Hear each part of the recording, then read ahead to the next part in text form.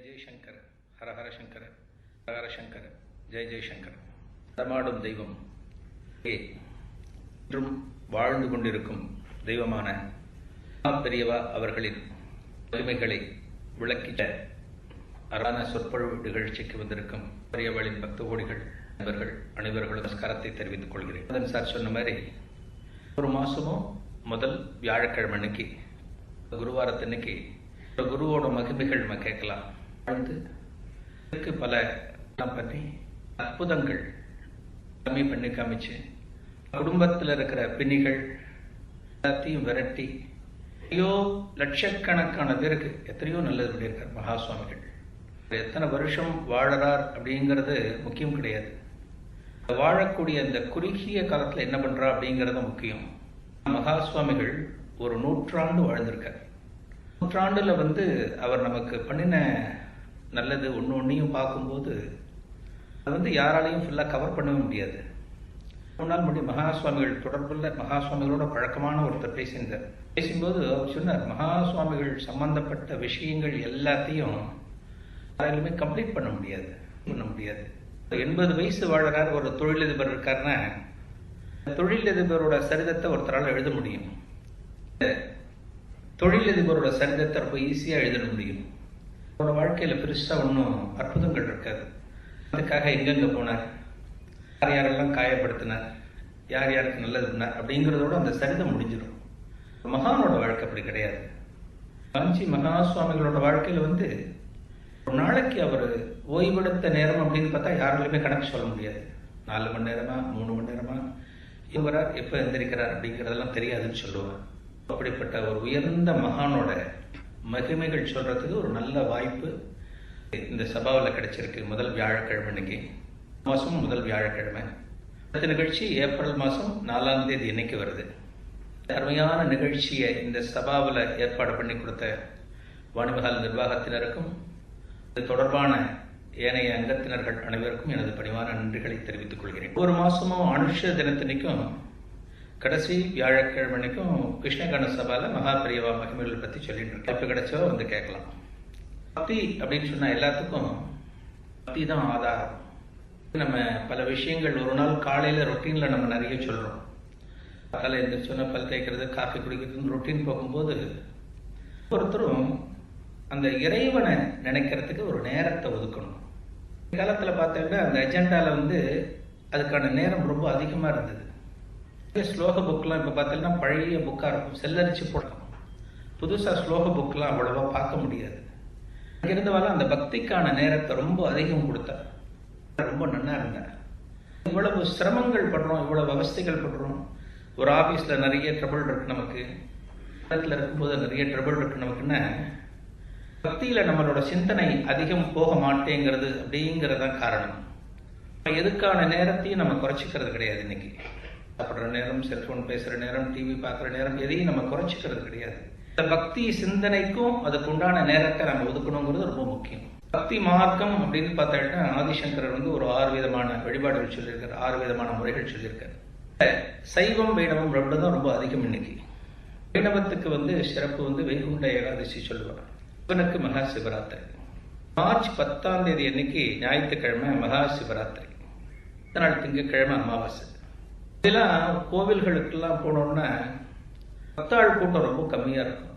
இந்த கம்மியெல்லாம் நகர்ப்புறத்தை விட்டு கொஞ்சம் வெளியே போனோம்னா ஒரு செங்கல்பட்டை தாண்டி சில கோவில்களுக்கு போனோம்னா கூட்டம் ரொம்ப கம்மியா இருக்கும். எனக்கு தெரிஞ்சு மகா சிவராத்திரி அன்னைக்கு சில கிராமப்புற கோவில்கள்ல இந்த 4 கால பூஜை நடக்கும். அந்த குருக்களும் சிவனும் மட்டும்தான் இருப்பாங்க. 7 மணிக்கு எல்லாம் அவசியமா எல்லாம் முடிச்சுட்டு கிளம்பி போயிடுவாங்க. மிச்ச 4 காலம் பண்ணக்கூடியதெல்லாம் அந்த குருக்கள் மட்டும்தான் அங்க இருப்பாங்க. எல்லாம் அபிஷேக சாமம் கொடுத்துட்டு போயிடுவாங்க. அதெல்லாம் கரெக்டா போயிடுவாங்க. ஆனா கோவில்ல யாரும் தக்க மாட்டாங்க. இன்னைக்கு கிட்டத்தட்ட பார்த்தீங்கன்னா அந்த நிலைமை கொஞ்சம் மாறி இருக்கு. இன்னைக்கு கோவிலுக்கு போகணும் அப்படிங்கிற அந்த பக்தி சிந்தனை கொஞ்சம் மெல்ல மெல்ல மெல்ல அதிகமாயிட்டு வருது. இன்னைக்கு அதான் அதுக்கு சொன்ன மாதிரி நமக்கு வரக்கூடிய பிரச்சனைகள் அதுல இருந்து நம்ம வெளியில வரணும்னு நினைக்கிறோம். வெளியில வரணும்னு நினைக்கும் போது அதுக்கு மருந்து பக்தி. சரி, கோவிலுக்கு போய் நம்ம பிரார்த்தனை பண்ணிட்டா நம்ம இது குறையறதா பார்க்கலாம் அப்படிங்கிற ஒரு எண்ணம். ஒரு பிரதோஷம் அப்படின்னா ஒரு மாமி ஒரு காப்பரிசி கொண்டு வருவா. நந்தியோட வாயில வைப்பா. இப்ப சில கோவில்கள் அந்த காப்பரிசி அந்த வழிபாடே பண்றது கிடையாது. இன்னைக்கு அதெல்லாம் குறைஞ்சு போச்சு. சுண்டல் தர, சக்கரை பொங்கல் தர, எல்லாம் தர. அந்த காப்பரிசி நந்திக்கு சாத்துறது கிடையாது. காப்பரிசி வாங்கி சாப்பிட்றதுக்கு கூட ஒரு காலத்துல கோவில்ல ஆட்கள் வரமாட்டார். இன்னைக்கு இப்ப ஒரு பிரதோஷம், ஒரு சிவராத்திரி, ஒரு வழிபாடு அப்படின்னா ரோடே பிளாக் ஆகிற அளவுக்கு கூட்டம் வருது. இன்னைக்கு ரொம்ப நல்ல விஷயம். இவ்வளவு தூரம் இதை பத்தி சொல்றேன் அப்படின்னா எல்லாம் காரணம் மகாபெரியவா. மகாபெரியவா தன்னோட காலத்துல ஏத்ராடனம் அப்படிங்கிற பேர்ல வெளியூர்ல போகும்போதெல்லாம் ஒவ்வொரு கிராமத்து கோயில்களுக்கும் போயிருக்காரு. ஒவ்வொரு கிராமத்து கோயிலுக்கும் போய் அந்த கோவில்ல ஒரு 3 நாள் தங்கி அந்த கோவில் வழிபாடு எப்படி போறது அப்படிங்கறதெல்லாம் விசாரிச்சு அந்த வழிபாடு தொடர்ந்து நடக்கிறதுக்கு என்ன பண்ணணும் அப்படிங்கிறத ஒரு 50-60 வருஷத்துக்கு முன்னாடியே பண்ணியிருக்காரு. ஓரளவு பண்ணியிருக்காரு. மகாசுவாமிகள் எல்லா கிராமத்துக்கும் போய் பண்ணியிருக்காரு. அதை பின்தொடர்ந்து நம்ம சந்ததிகள் சரியா செய்யறதுக்கு கொஞ்சம் விட்டுட்டோம். அதை சொல்லுவா, கோவிலுக்கு நாம போகணுமா வேணாமா அப்படிங்கிற ஒரு சந்தேகமே இன்னைக்கு பல பேருக்கு இருக்கு. கோவிலுக்கு போகணுங்கிறது ரொம்ப அவசியம். இது மகாசுவாமிகள் சொல்லியிருக்கிற வார்த்தைகள் இதெல்லாம். அந்த காலத்துல கோவில்ல உச்சிக்கால பூஜை சத்தம் கேட்ட பிறகு இல்ல ராத்திரி அர்த்தஜாமை மணி ஓசை கேட்ட பிறகு சாப்பிட்றவாள்லாம் இருந்திருக்கா. உச்சிகால மணி ஓசை அந்த சத்தம் கேட்ட பிறகுதான் கிராமத்துல சாப்பிடுவா சில பேர். அது வரைக்கும் சாப்பிட மாட்டா. பல கோயில்ல பெல்லே கிடையாது. எப்படி சத்தத்தை கேட்டு நம்ம சாப்பிட முடியும்? வீரபாண்டிய கட்டபொம்மன் ஒரு பெரிய ராஜா, தெரிஞ்சிருக்கும். அதை கூட நான் சமீபத்துல சொல்லியிருந்தேன். ராஜாக்கு டெய்லி என்னன்னா, வீரபாண்டிய கட்டபொம்மனுக்கு மத்தியான நேரத்துல திருச்செந்தூர் கோவில்ல பூஜை ஆன பிறகு அந்த மணி சத்தம் கேட்ட பிறகுதான் சாப்பிடணும் அப்படின்னு ஒரு சங்கல்பம் வச்சிருந்தான். அவனோட அரண்மனை இருந்தது ஒட்டப்பிடாரம், கோவில் இருந்தது திருச்செந்தூர். திருச்செந்தூருக்கும் ஒட்டப்பிடாரத்துக்கும் கிட்டத்தட்ட 70 கிலோமீட்டர் தூரம். 70 கிலோமீட்டர் தூரத்துக்கு ஒரு மணி சத்தம் கேட்காது, அடிச்சா கேட்காது. இப்பன்னா வீரபாண்டிய கட்டபொம்மன் செல்போனை சொல்லிடலாம், திருச்செந்தூர்ல மணி அடிச்சிட்டேன், பூஜை நடந்துட்டு நீங்க சாப்பிடுங்க ராஜா அப்படிங்கலாம். அந்த காலத்துல செல்போன் கிடையாது. என்ன பண்ணினா, ஒரு 2 கிலோமீட்டர் டிஸ்டன்ஸுக்கு மண்டபம் கட்டினான். மண்டபம் கட்டி ஒரு மணியை வச்சா, ஒரு சிப்பந்தியை போட்டான். கோவில்ல மணி சத்தம் கேட்ட பிறகு அங்கிருந்து 2 கிலோமீட்டர் இருக்கிற அந்த மணிக்கூண்டுல இருக்கிற சிப்பந்திக்கு அந்த சத்தம் கேட்கும். அந்த சத்தம் கேட்டோன்னா இவன் ஒரு அடி அடிப்பான் அந்த மணியை. இது தள்ளி 2 கிலோமீட்டர் தள்ளி ஒரு தர்ப்பம், அந்த சிப்பந்திக்கு மணி. இப்படியே மணியோசை மாறி மாறி மாறி போய் கிட்டத்தட்ட ஒரு 1/2 மணி நேரம் ஆகும். உச்சிகாலம் ஆகி ஒரு 1/2 மணி நேரம் கழிச்சுதான் அந்த ராஜா சாப்பிடுவான். அளவுக்கு பக்தி எல்லாம் அந்த காலத்துல இருந்திருக்கு. மகாசுவாமிகளை தான் சொல்றது. அந்த உச்சிகால பூஜை முடிஞ்ச பிறகு கிராமத்துல இருக்கும்போது அந்த சத்தம் கேட்ட பிறகு சாப்பிடுவார். மக்கள் எல்லாரும் அதே மாதிரி நம்ம பழகிக்கணும் அப்படின்னு சொல்றாரு மகாசுவாமிகள். சாப்பிடுறோம், ஈஸ்வரனுக்கு சரியா நைவேத்தியம் நடக்கிறது வேண்டாமா? ஈஸ்வரனுக்கும் நம்ம எல்லாம் கொடுக்கணும் இல்லையா? நாம அதெல்லாம் கோவிலுக்கு போனாதான் அதெல்லாம் சரியா நடக்கும். நம்ம கோயிலுக்கு போகலைன்னா இதெல்லாம் சரியா நடக்காது. அதுல சின்ன சின்ன தடைகள் வரும். கோயிலுக்கு போகும்போது தான் அந்த கோவில் சுத்தமா இருக்கா அப்படிங்கறதெல்லாம் நம்ம பார்க்க முடியும். மகாசுவாமிகள் தான் ஏன் கோவிலுக்கு போனேன் அப்படிங்கிறதுக்கான காரணத்தையும் அந்த ஸ்டேட்மெண்ட்ல சொல்றாரு. நான் கோவிலுக்கு போனா என்ன உபச்சாரம் பண்றதுக்காக அந்த கோவிலை கொஞ்சம் சுத்தம் பண்ணுவேன். இந்த அழுக்கா இருக்கிற அந்த விளக்கெல்லாம் முதல்ல உட்காந்து தேய்ப்பாடலாம், புளியை போட்டு தேய்ச்சி வைப்பார், நல்ல தீபம் ஏற்றி வைப்பார். அன்னைக்குன்னு பார்த்தா அந்த சுவாமிக்கு ஒரு நல்ல நைவேத்தியம் கிடைக்கும். நான் அந்த கோவிலுக்கு வரதுனால ஒரு நல்ல நைவேத்தியம் அந்த சுவாமிக்கு கிடைக்கும். இதுக்காகவாது கோவிலுக்கு எல்லாரும் போகணும் அப்படின்னு மகாசுவாமிகள் சொல்றாரு. கோவில்ல நைவேத்தியம் சரியா நடக்கிறதா இல்லையான்னு கண்காணிக்க வேண்டிய பொறுப்பு நம்மளுக்கு தான் இருக்கு மகாசுவாமிகள் சொல்றாரு. பக்தால் தான் கவனிக்கணுமா. கோவில்ல நைவேத்தியம் சரியா நடக்கிறதா அப்படிங்கிறத நம்ம விசாரிக்கணும். விசாரிச்சு நடக்கல அப்படின்னா அது நடக்கிறதுக்கு என்னென்ன பண்ணணுமோ நம்ம பண்ணணும். நம்ம பண்ணணும்னா நம்மள்கிட்ட பாக்கெட்ல இருந்து போடணுங்கிற அவசியம் இல்லை. நமக்கு வசதி இல்லைன்னா வசதி இருக்கிறவள்கிட்ட கேட்டு என்னென்ன பண்ணணுமோ அதுக்குண்டான வழிமுறைகள் நம்ம பண்ணணும். ஒரு தர்மத்தை நம்ம செஞ்சாலே போறோம். ஒரு கோவில்களுக்கு போய் கோவில்களில் பூஜை நடக்கிறதா, எல்லாம் கரெக்டா நடக்கிறதா, ஈஸ்வரனுக்கான வஸ்திரம் சரியா சாத்துறாளா, அந்த வஸ்திரம் அழுக்கா இருக்கக்கூடாது அப்படின்னு மகாசுவாமிகள் சொல்றாரு. ஈஸ்வரனுக்குரிய வஸ்திரம் அழுக்கா இருக்கக்கூடாது, துவைச்சு புதுசா யூஸ் பண்ணணும் அப்படின்னு சொல்றாரு. நாம புதுசா போட்டுக்கிறோம் இல்லையா, சுவாமியும் நம்மள ஒருத்தரா பாவிக்கணும் அப்படிங்கிறது ஆன்மீகத்தோட உச்சத்துல சொல்லக்கூடிய விஷயமே. ஒரு உயர்ந்த நிலையில வச்சு பார்க்க வேண்டாமா? சுவாமிக்கு நமக்கும் இடைவெளி இருக்குன்னே நம்ம நினைச்சுக்க கூடாது.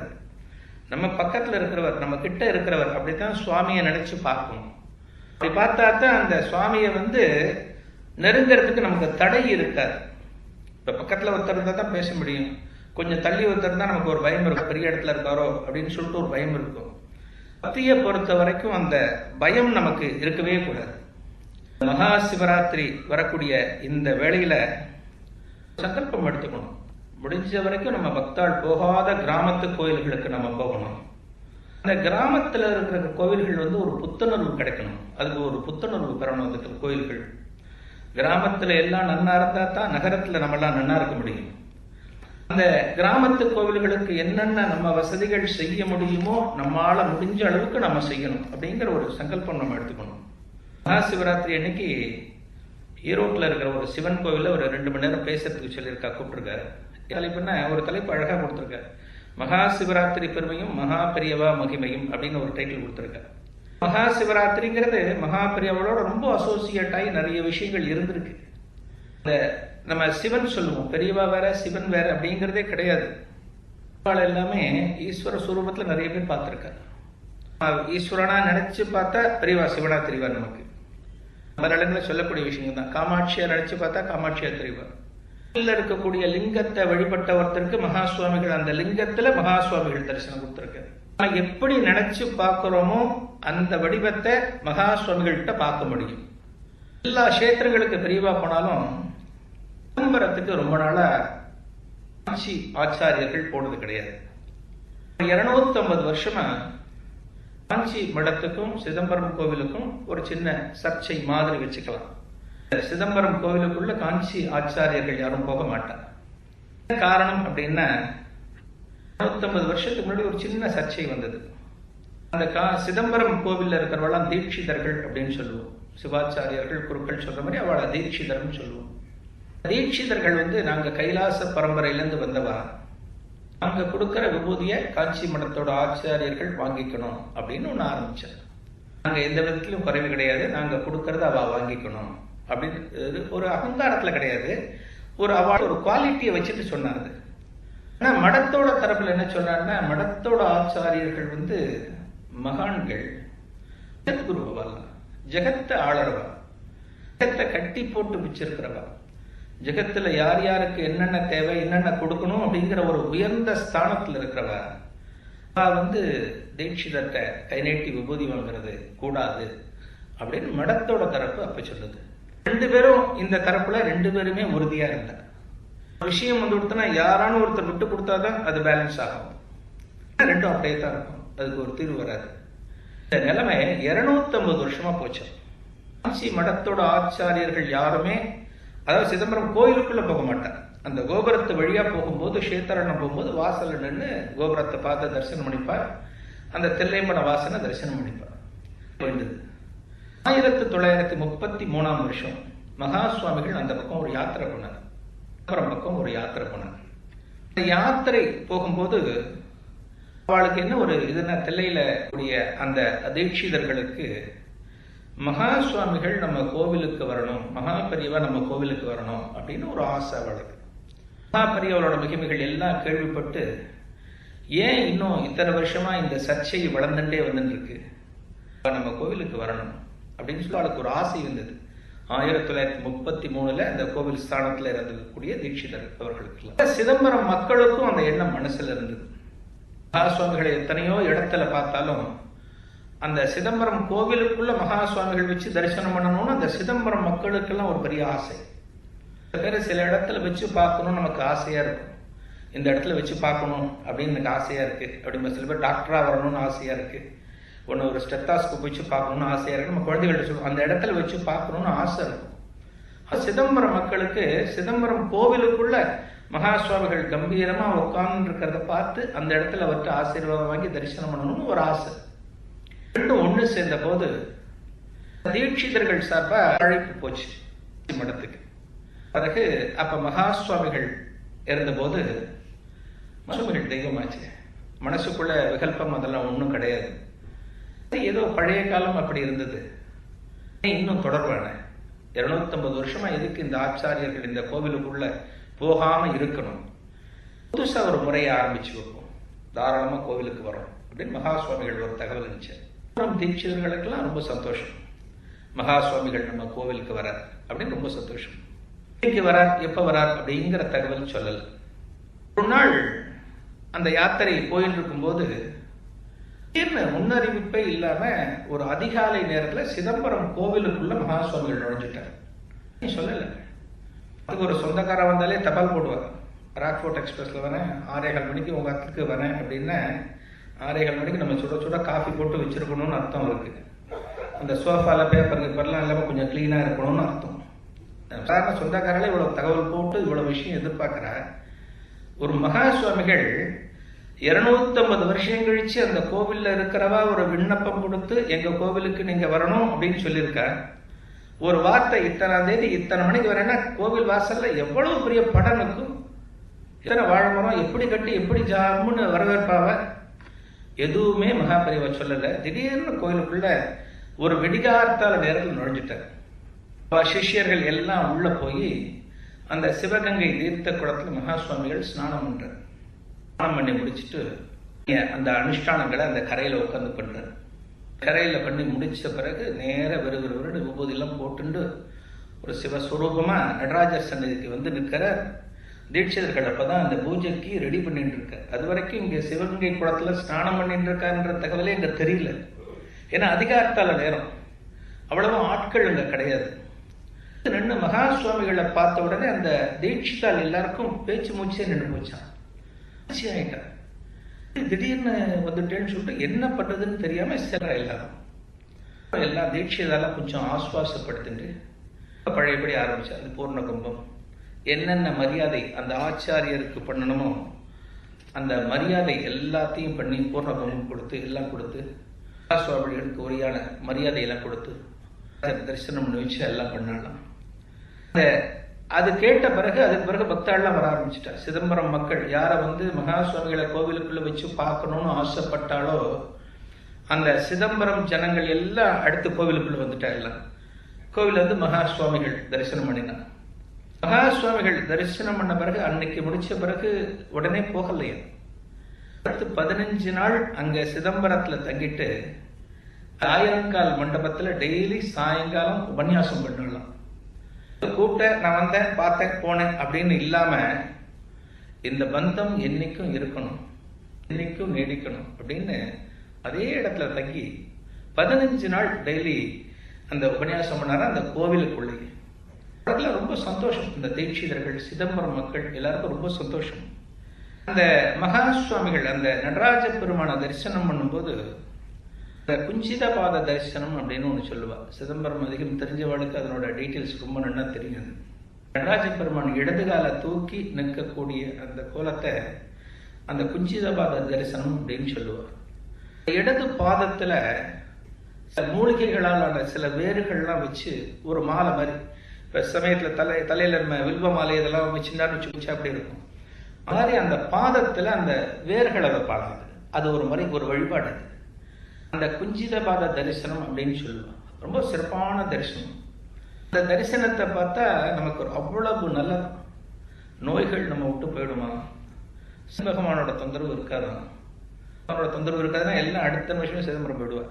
உண்மையிலே சரி பகவானோட தொந்தரவு நமக்கு எதுவும் துஷ்டமான கெடுதல்கள் எதுவுமே நடக்காது. அந்த குஞ்சிதபாத தரிசனம் நம்ம பார்த்தோம்னா சுவாமிகள் இதெல்லாம் பார்த்த பிறகு ஒரு பிரார்த்தனை பண்ணிட்டாராம், ஒரு சங்கல்பம் சொன்னாராம்.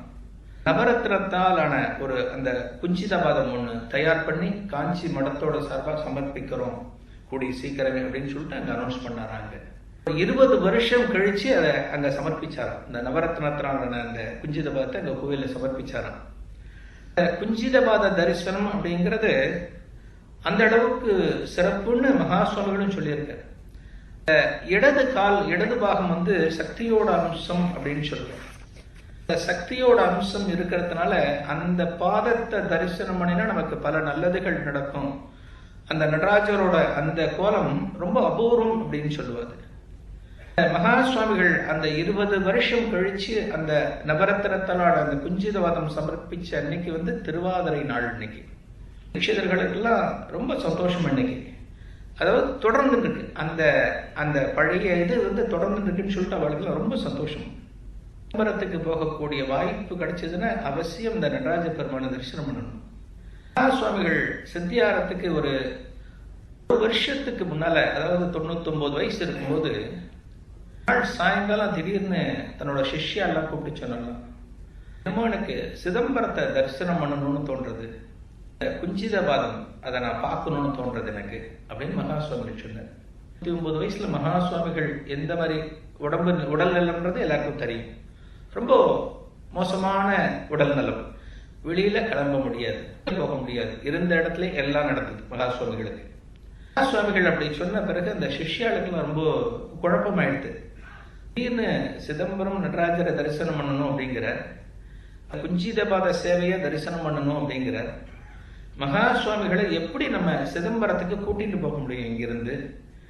இது ஆகாததா தெரிகிறதே, மகா சுவாமிகள் வாயை திறந்து சொல்லிட்டாரே அப்படின்னு குழப்பத்துல இருக்கிறது. ஒரு நாள் ராத்திரி என்ன பண்றதுன்னு தெரியல. நாளைக்கு காலத்தால நம்ம ஏதாவது பேசி ஒரு முடிவு பண்ணலாம் அப்படின்னு மடத்தோட மேனேஜர்கள் முக்கியமான சேர்ந்து முடிவு பண்றாங்க. அடுத்த நாள் பொழுது சரியா விடியல, ஒரு 4:30-5 மணி இருக்கும்.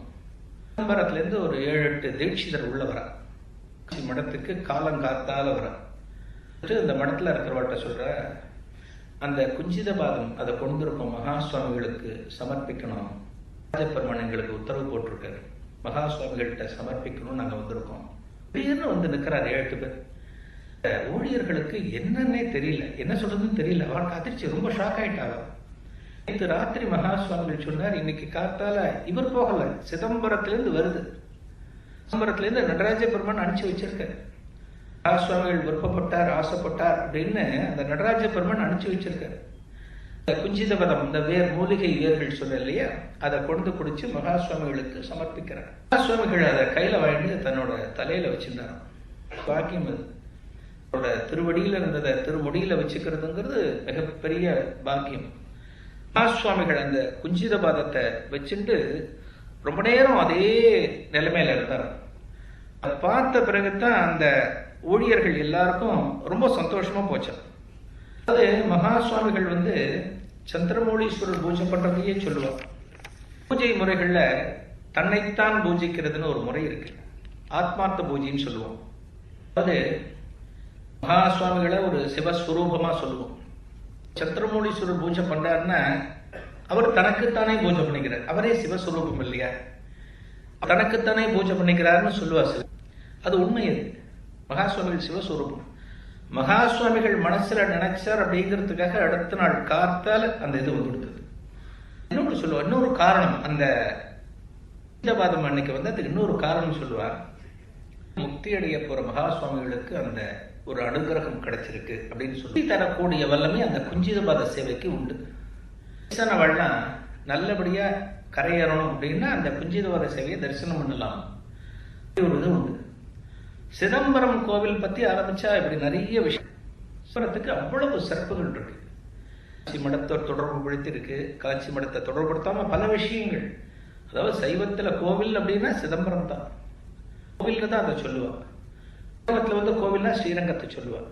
அந்த சிதம்பரம் கோவிலுக்கு அவ்வளவு விசேஷங்கள் இருக்கு. அந்த தீட்சிதர்கள் சொன்ன தெளிவாழ் அந்தர்கள் அவர்களை வந்து சிவகணங்களா பார்த்திருக்காரு ஞானசம்பந்தன். தீட்சிதர்கள் வந்து சிவஸ்வரூபம், சிவகணங்கள், சிவனுக்கு சேவை செய்பவர்களா பார்த்திருக்காரா ஞானசம்பந்தன். உமாபதி சிவாச்சாரியார் அப்படிங்கிறவர் அந்த கொடிக்கவி அப்படிங்கிற ஒரு கவி பாடும்போது அந்த கோவிலோட கொடி தானா மேல ஏறிட்டான். அளவுக்கு சிறப்புகள் அங்க நிறைய விஷயங்கள் இருக்கு. திருமுறைகள் நமக்கு கிடைச்சதெல்லாம் சிதம்பரத்துல இருந்து ஆரம்பிச்சுதான் கிடைச்சது. ஒரு நிகழ்வுக்கும் இன்னைக்கு வந்து நமக்கு கிடைக்கிறது அப்படின்னா அது எல்லாமே நம்மளோட மூதாதையர்கள் செஞ்ச புண்ணியம். மகான்கள் நம்ம தேசத்துல இருந்து அந்த அளவுக்கு ஒரு பெரிய ஆளுமையை நமக்கு கொடுத்திருக்காருன்னா அதெல்லாம் தான் நமக்கு இன்னைக்கு அனுபவிச்சுட்டு வரோம். இன்னைக்கு அதில் உட்காந்துட்டு இப்படி கேட்கிறோம்னா நம்ம நாட்டில் சொல்லக்கூடிய விஷயங்கள் நிறைய, ஆன்மீகம் சார்ந்த விஷயங்கள் நிறைய இருக்கு. அந்த விஷயத்தை நம்ம இன்னைக்கு சுவாசிக்கிறோம், இன்னைக்கு பேசுறோம் அப்படின்னா அந்த மகான்களுக்கு தான் இந்த நேரத்துல நம்ம நன்றி சொல்லணும். நமச்சிவாய நமம், இந்த சிவனை பத்தி இவ்வளவு நேரம் பேசணும். அதே போல இந்த ராமநாமத்தை பத்தி மகா சுவாமிகள் நிறைய சொல்லியிருக்க. உபன்யாசங்கள் எல்லாத்திலுமே அந்த ராமநாமத்துக்கு என்ன மகிமைகள் இருக்கு, அது சொல்றதுனால என்னென்ன சிறப்புகள் அப்படிங்கிறத நிறைய சொல்லியிருக்க. ராமநாமத்தோட பெருமையை சொல்லணும்னா ஒரு சின்ன கதை, வெறும் பீர்பாலு சம்பந்தப்பட்டது. நான் ஒரு தடவை சொல்லியிருக்கேன் அப்படின்னு நினைக்கிறேன். அதாவது அக்பரும் பீர்பாலும் ஒரு தடவை ஒரு காட்டுல போயிருந்தார். ரொம்ப அடர்ந்த காடு, யாருமே வீரர்கள் கிடையாது. ரெண்டு பேரும் காட்டுல போயிட்டு இருக்க, தனித்தனி குதிரையில போயிட்டு இருக்க. போயிட்டு இருக்கும்போது ஒரு இடத்துல ஒரு ஏகாந்தமான ஒரு இடத்தும் வந்தது. ஒரே மரங்கள், இந்த வீடுகளோட சத்தம், பறவைகளோட சத்தம், ரொம்ப ஆனந்தமா இருந்தது. அந்த இடம் பார்க்கறதுக்கு ஒரு நீர்நிலை அந்த மாதிரிலாம் இருந்தது. அந்த இடத்த பார்த்தோன்னே நிறுத்தி குதிரையிலிருந்து கீழே இறங்கினார். அக்பர் பார்த்தார், என்னப்பா இங்க இறங்கிட்டேன், நம்ம இன்னும் போகணுமே ரொம்ப தூரம் அப்படின்னு அக்பர் சொல்றாரு. ராஜா, இந்த இடம் ரொம்ப ஏகாந்தமா இருக்கு, இதுல நான் உட்காந்து ராமநாமம் ஜெபிக்க போறேன். ராமநாமம் ஜெபிக்கக்கூடியவர், இந்த இடத்துல நான் ராமநாமம் ஜெபிக்க போறேன் அப்படின்னு சொல்லி அக்பரும் இறங்கிட்டார். அவர் இல்லாம நம்ம போகக்கூடாதுன்னு அவர் இறங்கிட்டார். பீர்பால் உட்கார்றார், அக்பர் இறங்குறார். அக்பருக்கு அப்ப பசி வந்துடுது. பசி வந்தோடனே அக்பர் பீர்பால்கிட்ட சொல்றார், பீர்பால் எனக்கு பசிக்கிறது, கொண்டு வந்ததெல்லாம் காலியா போயிடுது, எந்த உணவும் இல்லை, ஏதாவது சாப்பிட வேணும் இப்ப அப்படின்னு ராஜா சொல்றார் தன்னோட மந்திரி கிட்ட. ராஜா சாப்பாடு கொண்டுவார், மந்திரி தானே கொண்டு வரணும் சொல்றாரு அவர்கிட்ட. சொல்லி பார்க்கிறேன், நான் இப்ப ராமநாமம் சொல்லணும், நான் எங்கேயும் போக முடியாது ராஜா அப்படின்னு. ஒரு வீடு ஒரு தொலைவில் தெரியறது, ஒரு வீடு இருக்கிறது. சொல்றாரு, அந்த வீட்டுக்கு போய் சாப்பாடு வாங்கிட்டு வந்துடு, நீ 2 பேர் சாப்பிடலாம், நீ அப்புறம் உன்னோட நாம ஜபத்தை பண்ணு அப்படிங்கிற. எனக்கு இப்ப மூடு வந்து கொடுத்து, இந்த இடத்துல நான் ராமநாமத்தை ஜபிச்சே ஆகணும்னு உட்காந்துட்டார். அக்பர் பார்த்தாரு, வேற வழி இல்லை. வீட்டை நோக்கி அக்பரே போனார். போய் அந்த வீட்டு கதவை தட்டி வந்து பார்த்தவன் ஆச்சரியமாயிட்டான், ஒரு ராஜா தான் வீட்டு வாசலுக்கு வந்திருக்காரு அப்படின்னு சொல்லிட்டு. வேணும்னு கேட்கறான், எனக்கு ரொம்ப பசியா இருக்கு, சாப்பாடு வேணும். ராஜா ஒரு குடிமகன் போய் சாப்பாடு கேட்கிறார். அந்த குடிமகன் சாப்பாடு கொடுத்து, என் கூட இன்னொருத்தர் இருக்காரு, அவருக்கும் ஒரு சாப்பாடு கொடுக்கும் அப்படின்ட்டு பீர்பாலுக்கும் ஒரு சாப்பாடு வாங்கிட்டு கொடுக்குறாரு ராஜா. அதுக்குள்ள அந்த ராமனா ஜபம் முடிச்சுட்டு பீர்பால் எந்திரிச்சு வர்றாரு. ராஜா சொல்றாரு, சாப்பாடு கேட்டேன், நீ கொண்டு வரல, என்னமோ உட்காந்து ராமநாமம் பண்ணிட்டியே, என்ன கிடைச்சது பாத்தியா, எனக்கு சாப்பாடு கிடைச்சது பாத்தியா அப்படின்னு அக்பர் சொன்னாராம். பீர்பால் சொன்னாராம், ராமநாமம் நான் ஜெபிச்சதோட பலன் இந்த நாட்டு மகாராஜா எனக்கு சாப்பாடு கொண்டு வந்திருக்காரு. மகாராஜா விசேஷம், ராமநாமம் ஜெபிச்சதுனால நாட்டோட மகாராஜா ஒரு மந்திரிக்கு சாப்பாடு கொண்டு வந்திருக்காரு, தூக்கிட்டு வந்திருக்காரு, இதை விட வேற என்ன வேணும் அப்படின்னு சொன்னாராம் பீர்பால். ராமநாமம் ஜெபிக்கிறதுங்கிறது அவ்வளவு விசேஷம். காசி கஷேத்திரம்னா ராமநாமத்தை ஓதித்தான் எல்லாத்தையும் கரையேற்றுறதா சொல்லுவா, மகா சுவாமிகள் கரையேற்றுறதா. ரொம்ப வருஷங்களுக்கு முன்பு மகா சுவாமிகள் சம்பந்தப்பட்ட ஒரு சம்பவம். நாள் சாயங்கால நேரம் காசி மடத்துல மகா சுவாமிகள் தரிசனம் பண்றதுக்கு அன்னைக்கு நிறைய பக்தர்கள் கூட்டம். சுவாமிகள் ஒவ்வொருத்தரை பார்த்து தரிசனம் பண்ணி ஒவ்வொருத்தருக்கு பிரசாதம் கொடுத்து, தரிசிக்க வரவாள்லாம் தரிசனம் கொடுத்து பிரசாதம் கொடுத்து அனுப்பிச்சுட்டு இருக்காரு. ஒருத்தர் அவள்கிட்ட இருக்கிற குறைகள் எல்லாத்தையும் சொல்லி, கல்யாணம் ஆகணும், உத்தியோகம் கிடைக்கணும், என்னென்ன பிரார்த்தனைகள் வச்சுட்டு இருக்காளோ எல்லாரும் ஒண்ணு சொல்லிட்டு போயிட்டு இருக்க. அந்த நேரத்துல ஒரு நடுத்தர வயது உள்ள ஒரு ஆண் ஒருத்தர் நிற்கிறார். ஒரு சின்ன பையனோட கையை பிடிச்சு நிற்கிறார். மகா சுவாமிகள் அவரோட முறை வரும்போது மகா சுவாமிகளுக்கு முன்னாடி நிற்கிறார். நல்ல கண்ணீரோட நிற்கிறார் அந்த நடுத்தர வயது ஆண். மகா சுவாமிகள் அவரை பார்க்கிறார். பார்த்தோன்னே அடையாளம் கண்டுபிடிச்சு, ஒரு ஆடிட்டர் சங்கர நாராயணனோட விசேஷம் திடீர்னு வந்திருக்க அப்படின்னு மகா சுவாமிகள் கேட்கிறார். கண் கலங்கிட்டு நிற்கிற, என்ன விசேஷம், என்ன இப்படி அப்படின்னு மகா சுவாமிகள் கேட்கிறார். மகா சுவாமிகள் கேட்ட பிறகு இன்னும் கொஞ்சம் துக்கம் அதிகமாயிடுத்து அந்த சங்கர நாராயணன். ஏற்கனவே கண் கலங்கின்றார், இன்னும் கொஞ்சம் அதிகமான கவலை அவருக்கு வந்துடுத்து, இன்னும் கொஞ்சம் அதிகமா கேவ ஆரம்பிச்சார். மகா சுவாமிகள் ஏதோ ஒரு பிரச்சனை அப்படிங்கிறத புரிஞ்சுட்டார். கூட்டம் ரொம்ப அதிகமா இருக்கு, மகா சுவாமிகள் தரிசனம் பண்றதுக்கான அந்த வரிசை ரொம்ப நீண்டு இருக்கு. அந்த நேரத்துல இவர்கிட்ட தனியா ரொம்ப நேரம் பேச முடியாது அப்படிங்கிறத மகா சுவாமிகள் புரிஞ்சுண்டு, ஓரமா உட்காந்துக்கோ, ஒரு அரை மணி நேரம் இது முடிச்ச பிறகு நான் உன்னை கூப்பிடுறேன், நம்ம பேசலாம் அப்படின்னு மகா சுவாமிகள் அந்த நாராயணன் சொல்றாரு. சங்கர நாராயணன் ஒரு ஓரமா போய் உட்காந்துடுறாரு. என் பிரார்த்தனை நீங்க தான் சரி பண்ணணும், நீங்க தான் சரி பண்ணணும்னு சொல்லிட்டு அந்த இடத்துல போய் உட்காந்துடுறாரு. இந்த பக்தர்கள்லாம் வரிசையில வர பக்தர்கள்லாம் மகா சுவாமிகள் தரிசனம் பண்ணி எல்லாம் முடிஞ்சு அவாக முறையெல்லாம் நடந்து எல்லாம் வெளியே போயிட்டு இருக்கு. அரை மணி நேரம் 3/4 மணி நேரம் ஆன பிறகு அங்க பக்தர்கள் கூட்டம் ரொம்ப குறைஞ்சு போச்சு. இல்லை, ஒரு மகா சுவாமிகளுக்கு கைங்கரியம் பண்ணக்கூடிய சில பேர் மட்டும்தான் இருக்க. கூப்பிடுறாரு சங்கர நாராயணனை கை காமிச்சு கூப்பிடுற சுவாமிகள். சங்கர நாராயணன் திரும்ப அதே ஒரு அழுத கண்ணோடு கிட்டக்க வர. அது வரைக்கும் அவர் அப்படிதான் வேண்டியதான் அங்க இருக்கார். பையன் பக்கத்துல இருக்கான். அவரோட பையனுக்கு ஒரு 12 வயசு இருக்கும். அந்த பிறகு மகா சுவாமிகள் கேட்கிறார், என்ன ஆச்சு, பிராக்டிஸ்லாம் நன்னா போயிட்டு இருக்குல்ல. ஆடிட்டர் அவர், பிராக்டிஸ்லாம் நன்னா போயிட்டு இருக்குல்ல, சௌரியமா இருக்காரா, பஞ்சாப கேசரி தஞ்சாவூர்ல தான் இருக்காரா, அவன் அம்மாவும் பாம்பே போயிருக்கா இப்ப பார்க்கணும்னு வந்தேன். பிரச்சனை, இவன் யாரு, உன் பையனாட்டம் இருக்கானே, பையனா அப்படின்னு. பையன் எதுங்கிற சந்திரமௌழி, படிக்கிற பெரிய 2 வயசா இருக்கு. சொல்ல முடியல, சொல்ல சொல்ல சொல்ல சொல்ல வார்த்தைகள் சங்கர நாராயணனுக்கு அடைச்சிட்டு இருக்கு. எதையுமே ஃப்ரீயா பேச முடியல. ஏன் இப்படி தடுமாறுறார் அப்படின்னு மகா சுவாமிகள் ஒரு குழப்பத்தோடு அடுத்து கேட்கிறார். என்ன பிரச்சனை, என்ன ஆச்சு உனக்கு? பிறகு சொல்றார், பையனுக்கு திடீர்னு பேச்சு நின்று போச்சு. நாள் ஒரு உபன்யாசத்துக்கு கூட்டின்னு போனேன், ராமாயணம் சம்பந்தப்பட்ட உபன்யாசம் கேட்ட அன்னைக்கு அடுத்த நாள் கார்த்தாலிலேருந்து இவனுக்கு பேச்சு நின்று போச்சு. கேட்டதுனால பேச்சு நின்று போச்சுன்னு சொல்ல வரியா? அந்த டைத்திலும் ஒரு கிண்டலா கேட்கிறேன். அபச்சாரம். ஒரு நேரத்தை உங்களுக்கு சொல்றதுக்காக நான் சொல்றேன். நேரத்திலேருந்து இவனுக்கு பேச்சு நின்று போச்சு. ரொம்ப இயல்பா இருக்கான், சாப்பிட்றான், டிஃபன் சாப்பிட்றான், சாப்பாடு சாப்பிட்றான். பேச்சு நின்று போனதுனால ஒரு 20 நாளா இவன் ஸ்கூலுக்கு போகல, அதுலயே தான் இருக்கான். எதுவுமே சொல்ல வரல. குழந்தைக்கு 12 வயசு பையன் பேச்சு வரலன்னா எவ்வளவு சங்கடமா இருக்கும் நமக்கு. அதுல பசங்க பேசினா லொடலொடன்னு பேசிட்டு இருக்கோங்க. குழந்தை பேசலன்னு வச்சுக்க, என்ன குழந்தை பேசவே மாட்டேன், நம்ம எல்லாமே உண்டு, எந்த எக்ஸ்ட்ரீமும் நம்ம போவோம் நம்ம.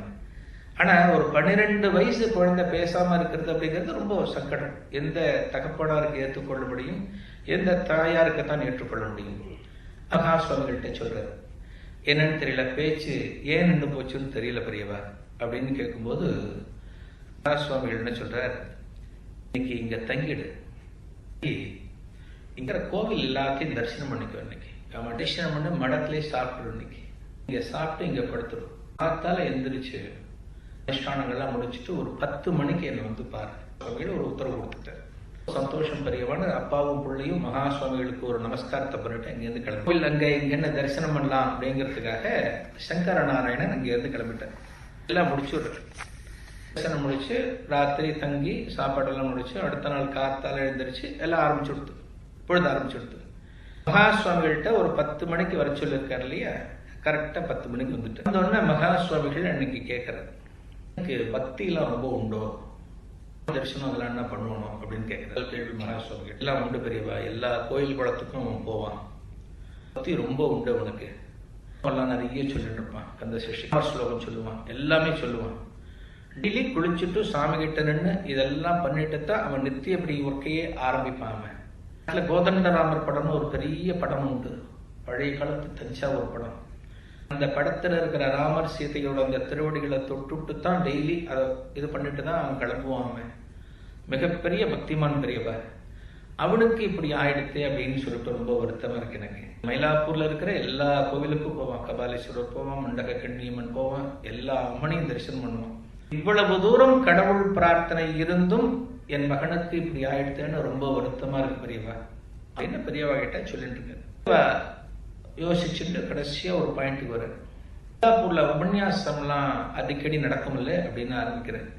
ஆமா பெரியவா, நிறைய சபாக்கள்லாம் இருக்கு, உபன்யாசங்கள் நிறைய. அந்த உபன்யாசம் எதுக்கான இவனை கூட்டிட்டு போவியா நீ அப்படின்னு மகா சுவாமிகள் கேட்கிறார். பெரியவா, அடிக்கடி போவேன்.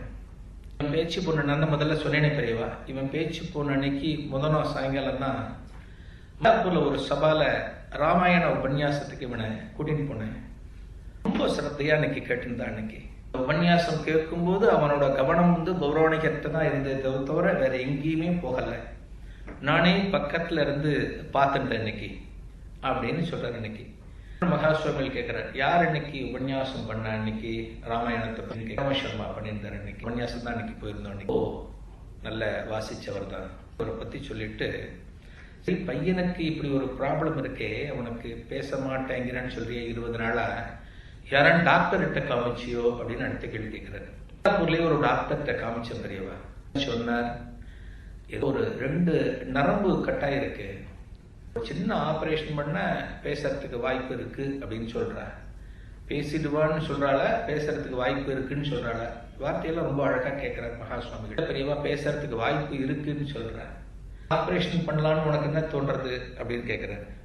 ஆபரேஷன் வேண்டாமோன்னு எனக்கு தோன்றது பெரியவனுக்கு, அது இல்லாம ஏதான வழியில என் குழந்தை பேசுவானோ, சந்திரமொழி பேசிடுவானோ அப்படிங்கிற ஒரு சின்ன சந்தோஷம் மனசுல இருந்துட்டே இருக்கு, அந்த சந்தோஷம் வந்துடும் போல இருக்கு எனக்கு, அதுக்காகத்தான் உங்க சந்நிதிக்கு வந்திருக்கேன் அப்படின்னு சொல்றாரு. நேரத்துக்கு பிறகு மகா சுவாமிகள் சொல்றாரு, என்ன பண்ண, மயிலாப்பூர் கபாலீஸ்வரர் கோவில்ல அம்பாளுக்கும் ஒரு பூர்ணாபிஷேகம் ஒண்ணு பண்ண, பையனை கூட்டிட்டு போ, பையன் கண்குளிர தரிசனம் பண்ணட்டும். தரிசனம் பண்ண பிறகு அதுக்கு அப்புறம் ஜெயராம சர்மாவோட உபன்யாசம் எங்கேயானு மயிலாப்பூர் அந்த பக்கத்துல நடக்கும் அப்படின்னு பாருங்க. உபன்யாசம் ஏதான ஒரு இடத்துல சொல்லுவார், உபன்யாசம் ஏதான ஒரு இடத்துல நடந்துட்டு இருக்கும். அந்த உபன்யாசம் சொல்லும் போது சுந்தரகாண்டத்துல ஆரம்பிச்சு அந்த பட்டாபிஷேகம் வரைக்கும் தொடர்ந்து அவனை கேட்க சொல்லு, நீ கூட்டிட்டு போவன ரெண்டு பக்கத்துல இருக்கணும் அப்படின்னு மகாசுவாமிகள் சொல்றாரு. பெரியவா, நிச்சயம் பெரியவா அப்படிங்கிற அவர் அப்பா சாயனன். அந்த உபன்யாசம் என்னைக்கு பூர்த்தி ஆகுதோ, அதாவது ஜெயராம சர்மா பட்டாபிஷேகத்தை என்னைக்கு சொல்லி முடிக்கிறாரோ அன்னைக்கு என்ன பண்ணு, நல்ல மலவாழைப்பழமா கொஞ்சம் வாங்கிட்டு போயிட்டு அவர்கிட்ட கொடுத்து ரெண்டு பேருமா அவர் காலில் விழுந்து நமஸ்காரம் பண்ணி ஆசீர்வாதம் வாங்குவோம் அப்படின்னு மகாசுவாமிகள் சொல்றாரு. சரின்னு சொல்லிட்டு சர்மா பிரசாதத்தை வாங்கிட்டு அங்கேருந்து வந்துட்டார். மெட்ராஸ்க்கு வந்த பிறகு அடுத்த நாள்ல இருந்து ஹிந்துல என்கேஜ்மெண்ட் காலம் பார்க்கறது வேலையா போயிடுத்து. சங்கரன் உபன்யாசம் நடக்கிறது ஆரம்பிக்கிறார். மகாசுவாமிகள் திருவாக்கு கொடுத்த நேரமும் இவர் பையனோட நல்ல நேரமும் ஒண்ணு சேர்ந்ததுனால மயிலாப்பூர்லயே இந்த சாய்பாபா கோவில்ல ஒரு உபன்யாசம் போட்டிருந்தார். 9 நாள் உபன்யாசம். ஸ்ரீவத்ச ஜெயராம சர்மா ராமாயணத்தை பத்தி சொல்ல போறார் அப்படின்னு சொல்லி போட்டிருந்தார். ரொம்ப சந்தோஷமாகி அந்த ஆரம்பத்திலேருந்து 9 நாள் சுந்தரகாண்ட மகாசுவாமிகள் சொன்னதுலேருந்து எல்லாமே டெய்லி பையனை கூட்டிட்டு போய் கேட்க ஆரம்பிச்சார். பையன் அப்படியே வருவான், கண் கலங்க கேட்பான், அந்த உபன்யாசத்தை கேட்பான். வேற எந்த ரியாக்ஷனும் பையன்கிட்ட இருக்காது. அப்படியே இருந்தது. உபன்யாசத்தோட பூர்த்தி, அதாவது 9வது நாள் வந்தது. பட்டாபிஷேகம் சொல்றாரு அன்னைக்கு. பட்டாபிஷேகத்தன்னைக்கு கொஞ்சம் டைம் ஆயிடுச்சு, ஒரு 10:30 மணி ஆயிடுச்சு எனக்கு முடியறதுக்கு. முடிச்ச பிறகு இவா 2 பேரும் அப்பாவும் பிள்ளையும் போய் ஸ்ரீவத்ச ஜெயராம சர்மாவை தரிசனம் பண்றதுக்காக போறாரு. அந்த கையில மலவாழைப்பழம் வச்சு அவர்கிட்ட கொடுத்து ஒரு டஜன் பழம் கொடுத்துட்டு 2 பேரும் நமஸ்காரம் பண்றாரு. ரொம்ப சேமமா இருப்பேன்னு சொல்லிட்டு ஒரு 2 பழத்தை பிச்சு அந்த பையன்கிட்ட கொடுக்குறாரு. பின்னாடி பாம்படம் சாய்பாபா படம்லாம் இருக்கு. இவா கொடுத்த பழத்தை அங்க சமர்ப்பிச்சுட்டு அங்கேருந்து எடுத்த ஒரு 2 வாழைப்பழ பிரசாதத்தை அந்த பையன்கிட்ட கொடுக்குறாரு. சாமா நிறைய பேர் வருவா இல்லையா, அது மாதிரி அவன்கிட்ட ஒரு 2 பழத்தை கொடுத்து சேமமா இருப்ப அப்படின்னு சொல்லி அனுப்பிச்சுடுறாரு. 2 பேரும் ஆத்துக்கு வந்துட்டார். அன்னைக்கு ராத்திரி அந்த மலவாழை பழத்தை அந்த பையன் சாப்பிட்டான், குழந்தை சாப்பிட்டான், சந்திரமௌழி. அடுத்த நாள் காத்தால அந்த அதிசயம். காத்தால குழந்தை இருந்தாலும் பல்லு தேய்க்க போவான். பல்ல தேய்ச்சி முடிச்சுட்டு அந்த ப்ரஷ் அங்க வச்சுட்டு இவர் அப்பா பேப்பர் படிச்சுட்டு இருக்கா, அம்மா சமையல் கட்டில இருக்கா, காப்பி போட்டு இருக்கா. முடிச்சுட்டு வெளியே வரும்போது, அம்மா காப்பி ரெடியா அப்படின்னு கத்திட்டான் அந்த பையன். அம்மா காப்பி ரெடியா அப்படின்னு கேட்டாச்சுன்னா அந்த சமையல் கட்டில இருக்கிற மாமிக்கு புருஷன் அம்மா காப்பி ரெடியான்னு கேட்க மாட்டார். ஏண்டி காப்பி ரெடியான்னு தான் புருஷன் கேட்பார். அம்மா காப்பி ரெடியான்னு கேட்கறது வீட்டுல வேற யாரும் பசங்க கிடையாது. ஆனா இது நம்ம சந்திரமௌழியோட குரல் மாதிரி இருக்கேன்னு அந்த கிடுக்கியை பிடிச்சி பாலை இறக்க போடவா பாலை அப்படியே வச்சுட்டு வெளியே ஓடி வந்துட்டா அந்த அம்மா. பேப்பர் படிச்சிருந்த அப்பாவுக்கும் ஒன்றும் புரியல. அடடா மகனோட குரல் மாதிரி இருக்கே அப்படின்னு சொல்லிட்டு பேப்பர் அப்படியே போட்டு அவன் பல் தேய்ச்சிருந்த அந்த பாத்ரூம் பக்கம் வந்தா பையன் சிரிச்சுட்டு நிற்கிறான். என்னப்பா சந்திரமௌழிப்பா, நான் தான் கேட்டேன் காப்பி ரெடியான்னு அப்படிங்கிறான் பையன். அந்த பையனை கட்டி பிடிச்சுன்னு அன்னைக்கு அழுதா பாருங்க. ஒரு தாயாருக்கு மகனுக்கு ஒரு உபாதை வந்த பிறகு ஒரு மகானோட அருளால அது சரியா போச்சுன்னா அந்த மகானோட சக்திக்கு மிஞ்சி எதுவும் கிடையாது சார். எந்த டாக்டர் சார் பண்ணார், எந்த டாக்டர் பேச்சு கொடுத்தார்? பேச்சு சக்தியை பாத்ரூம்ல உட்கார்ந்து ஒரு டாக்டர் பேசினார் அந்த பையனை. மகானோட சக்தி சார், அது ஒண்ணுமே கிடையாது. ஒரு ட்ரீட்மெண்ட் கிடையாது, ஒரு பிரிஸ்கிரிப்ஷன் ஷீட் கிடையாது. நீங்க பார்மசி போக வேண்டாம். அந்த மகானை நீங்க இருந்த இடத்துல ஸ்மரணம் பண்ணினாலே அந்த மகான் உங்களுக்கு என்ன வேணுமோ எந்த இடத்துல இருந்து வேணாலும் உங்களுக்கு கொடுக்க முடியும் அந்த மகானால். பையனை 2 பேரும் கொண்டாடி சாயங்காலமே ஒரு வண்டியில ஒரு 15 பேர் முக்கியமான சொந்தக்காரர். ஏன்னா ஆத்துல இப்படி ஒரு பையன் இருக்கான் அப்படிங்கும்போது எத்தனை பேருக்கு வருத்தமா இருக்கும். வளர்ற பையன் இருக்கும்போது சித்தப்பா பெரியப்பா எவ்வளவு பேர் இருப்பாளே, அவளுக்கெல்லாம் ரொம்ப சந்தோஷப்பட்டு ஆத்துக்கு சந்திரமௌழி பேச ஆரம்பிச்சுட்டான் அப்படிங்கிற சங்கதி கேட்ட பிறகு எல்லாரும் ஆத்துக்கு அன்னைக்கு சாயந்தரம் மடத்துக்கு போனாலாம், வண்டியில் ஒரு வேன் வச்சுட்டு போனாலாம். சுவாமிகள்கிட்ட போன பிறகு இந்த 15 பேர் நுழையும் போது உள்ள கூட்டம் அவ்வளவா இல்லை. முதல்ல கேட்ட கேள்வி, என்ன சந்திரமௌழி பேச ஆரம்பிச்சிட்டானா அப்படிதான் கேட்டார் மகாசுவாமி. சார் மகானுக்கு தெரியும் எந்த நேரத்துல எது சரியா பண்ணணும்னு தெரியும். சுவாமிகள் அப்பத்தான் சொல்றாரு, இதோட விஷயம் கிடையாது, இது சாதாரண கிடையாது, இதுக்கு பிறகு இருக்கு என்ன விஷயம் இருக்கு, ஏன் அவனுக்கு பேச்சு நின்னது, ஏன் அவனுக்கு பேச்சு வந்தது அப்படிங்கிறது இருக்கு.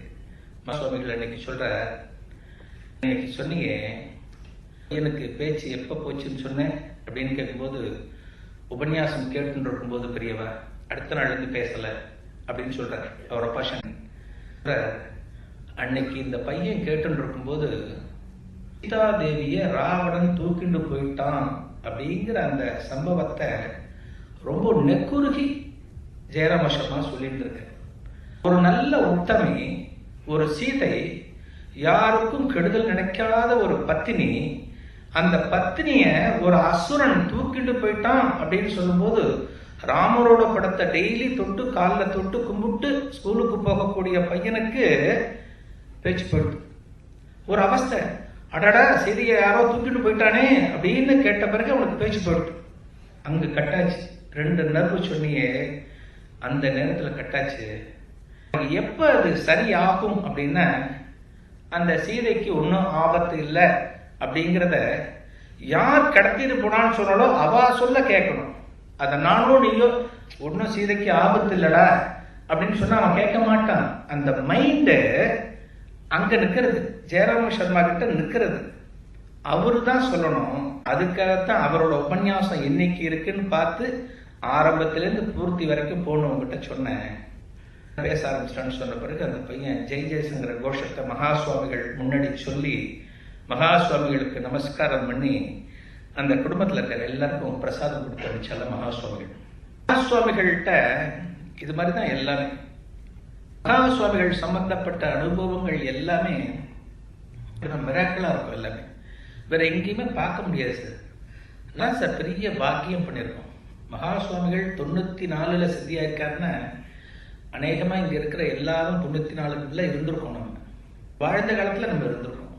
அது எவ்வளவு பெரிய சந்தோஷம், அது எத்தனை பெரிய பாக்கியம் சார். என்ன சார், ஒரு 70-80 கிலோமீட்டர் தள்ளி நம்ம இருந்திருக்கோம். நம்ம அந்த பூமியை கிராஸ் பண்ணி போயிருக்கோன்றதே முதல் சந்தோஷம். அந்த மகான ஒருவேளை நம்ம பார்த்துருந்தோம்னா கூடுதல் சந்தோஷம். பார்க்கல அப்படிங்கிறதுக்காக நம்ம யாரும் வருத்தப்படையே தேவையில்லை. அடடா அந்த மகான் பத்தி தெரியாம போச்சு எனக்கு, நான் ஒருக்கலையே அவரை தரிசனம் பண்ணலையே, எனக்கு தெரியாம போயிடுத்து யாரும் வருத்தப்பட வேண்டாம். மகா சுவாமிகளை பார்க்காம அவரை தியானம் பண்ணிட்டு இருக்கவா இன்னைக்கு நிறைய பேர் இருக்க. அவளுக்கும் எல்லா அனுபவத்தையும் மகா சுவாமிகள் கொடுத்துட்டு தான் இருக்க, எல்லாத்தையும் கொடுத்துட்டு இருக்க. பொதுவா ஏதான ஒரு விஷயத்துக்கு போகும். இப்ப உபன்யாசங்கள்லாம் சொல்றதுக்கு காரணமே, இப்ப இந்த ராமாயணத்துல இந்த விஷயம் சொல்றதெல்லாம் ஏன் பௌராணிகர்கள் அந்த காலத்துல உபன்யாசங்கள் நிறைய சொன்னா அப்படின்னா, இந்த விஷயங்களோட தாக்கம் நம்ம மனசுல பதியணும். நல்லதுகள் இருந்திருக்கு, நல்ல விஷயங்கள் நம்ம எல்லாம் கேட்கணும் அப்படிங்கிறதுக்காகத்தான் அந்த உபன்யாசங்கள்லாம் சொல்றது அப்படிங்கிற ஒரு காலகட்டம் ஆரம்பிச்சது. மக்களுக்கு பக்தி உணர்வு பெருகணும். நமக்கெல்லாம் எதையுமே கதையா சொன்னா தான் நம்மளாம் கேட்க முடியும். சீரியல் பார்த்து கண்ணீர் விடுற எவ்வளவு பேர் இருப்பாங்க. சாதாரணமான ஒரு நிழல் அது. அது காசு வாங்கிட்டு அழறா சார், அவ காசு வாங்கிட்டு அழறா. அதை பார்த்து இந்த அளவுக்கு நீங்க இருக்கும்போது சீரிய ஒருத்தன் கடத்திட்டு போட்டாங்கிறது எவ்வளவு பெரிய துயரம் அது. அது எந்த அளவுக்கு ஒரு இம்பாக்ட் நமக்கு ஏற்படுத்தும். நமக்கு அந்த ஒரு காரணத்துக்காகத்தான் நம்ம நாட்டுல தர்மங்கள்லாம் எந்த அளவுக்கு இருக்கு, எந்த அளவுக்கு இருந்திருக்குங்கிறதுக்காக மகாபாரதத்தையும் ராமாயணத்தையும் அப்பப்ப பிரபச்சனம் பண்ணக்கூடிய சந்தர்ப்பங்கள் அப்பதான் ஏற்படுது. எல்லாமே நம்ம ஏதான ஒரு கோரிக்கை வைக்கணும் அப்படின்னா, இப்ப பெருமாள் கோவில்லாம் போனேன்னு வச்சுக்கோங்க, சமுதாயம் சொல்லுவா முதல்ல தாயாரை பார்க்கணும் அப்படின்னு சொல்லுவா. முதல்ல பார்க்கக்கூடாது. ஏன்னா இந்த தாயார் தான் நம்ம கோரிக்கை என்னங்கிறத பெருமாள்கிட்ட சொல்லுவார். ரெக்கமெண்டேஷன் இங்கிருந்து தான் அங்க போகும். டைரக்டா பார்த்தாருன்னா எதுவும் பெருமாள் பண்ண மாட்டார். அதுக்கு உதாரணம் என்ன, இந்த பத்ராச்சலம் ராமதாசர் கதை ஒரு நல்ல இது. அவர் ராஜா கிட்ட பணம் வாங்கி பத்ராச்சலத்துல கோவில் கட்டினார். சமர்த்த ராமதாசர் ராமர் கோவில் கட்டுறாரு. ராஜா கண்டுபிடிச்சு அவரை பிடிச்சி உள்ள வச்சுட்டான், ஜெயில வச்சுட்டான். ஜெயில வச்ச பிறகு டெய்லி கசையடி கிடைக்கும் அவருக்கு. டெய்லி பிரார்த்தனை பண்ணுவார், ராமா ராமான்னு பிரார்த்தனை பண்ணுவார். ஒண்ணுமே நடக்காது. 10-12 வருஷம் போச்சு. ஒரு நாள் திடீர்னு அடிக்கும்போது, சீதாதேவி பார்த்துட்டு இருக்கே நான் கஷ்டப்படுறது அப்படின்னு சொன்னது, சீதாதேவி ராமன்ட்ட சொன்னாலும், இவ்வளவு வருஷமா கஷ்டப்படுறானே ஒரு பக்தன், பேரை சொல்லிட்டு இருக்கானே, இன்னைக்கு ஏன் பேரை சொல்லி கூப்பிடுறான், இன்னைக்கு நீங்க அவனை கொஞ்சம் கவனிக்கப்படாத, அவனை மீட்டு கொண்டு வரப்படாத அப்படின்னு சொன்ன பிறகுதான் ராமனும் லக்ஷ்மணனும் ஒரு வியாபாரிகள் மாதிரி போய் அந்த அரசாங்கத்துக்கு எவ்வளவு பணம் ராமதாசர் வாங்கியிருக்காரோ அதை கொடுத்து அவர் மீட்டு கொண்டார். போல பகவானை பிரார்த்தனை பண்ணும்போது எங்கிருந்து எங்க போகணுமோ அங்க போகணுங்க. ஒரு தமாஷா ஒரு கதை ஒண்ணு சொல்லுவார். கணவனும் மனைவியும் திருவிழாவுக்கு போயிருந்தாலும் கூட்ட நெரிசல், ரொம்ப நெரிசல். அந்த திருவிழால மனைவி எங்கேயும் மிஸ் ஆயிட்டா, காண போயிட்டா. சாதாரணமா என்ன பண்ணுவாங்க, சில கணவனா இதான் சாக்குன்னு ஆத்துக்கு தனியா வந்துக்குவோம், தொலைஞ்சது நம்ம நிம்மதி ஆத்துக்கு பிள்ளைன்னு வந்துடுவாங்க. இந்த கணவன் நல்ல கணவன் போல இருக்கு. இவன் என்ன பண்ணா, அங்கங்க தேடி பார்த்தான், காணும். ஒரு அழுக வந்துடுது. வெளியில வந்திருக்கான். வெளியில ஒரு ராமர் கோவில் ஒண்ணு. ராமர்கிட்ட போய் பிரார்த்தனை பண்றான். மனே, என் ஒய்ஃபை காணும், இந்த திருவிழாவுக்கு வந்திருந்தேன், எங்க தொலைஞ்சு போனாலும் தெரியல, நீ தான் சொல்லணும் அப்படின்னு சொன்னோடனே இந்த ராமர் சொல்றாராம், இப்படி நேர போய் அப்படின்னு சொன்னோடனே எனக்கு சந்தோஷம். ஓ, நேர போனா தெருவுக்குள்ள என் ஒய்ஃப் இருப்பாடா அப்படின்னு கேட்டான். இல்லடா, அங்க போய் லெப்ட்ல திரும்ப ஒரு ஆஞ்சநேயர் கோயில் இருக்கும், போய் சொல்லு. அவர்கிட்ட சொன்ன, என்னோட சீரை அவர் தான் கண்டுபிடிச்சு கொடுத்தாரு, என்னோட ஒய்ஃபையும் அவர் தான் கண்டுபிடிச்சார், உன் ஒய்ஃபும் அவர் தான் கண்டுபிடிச்சது, அவர்கிட்ட போய் சொல்லு அப்படின்னா. அது நகைச்சுவைக்காக சொல்லப்பட்ட கதை அப்படின்னாலும், ராமரை தியானம் பண்ணணும் அப்படின்னு ஆஞ்சநேயர் தான் நம்ம கூப்பிடணும். ஆஞ்சநேயர்கிட்ட அத்தனை பலம் இருக்கு.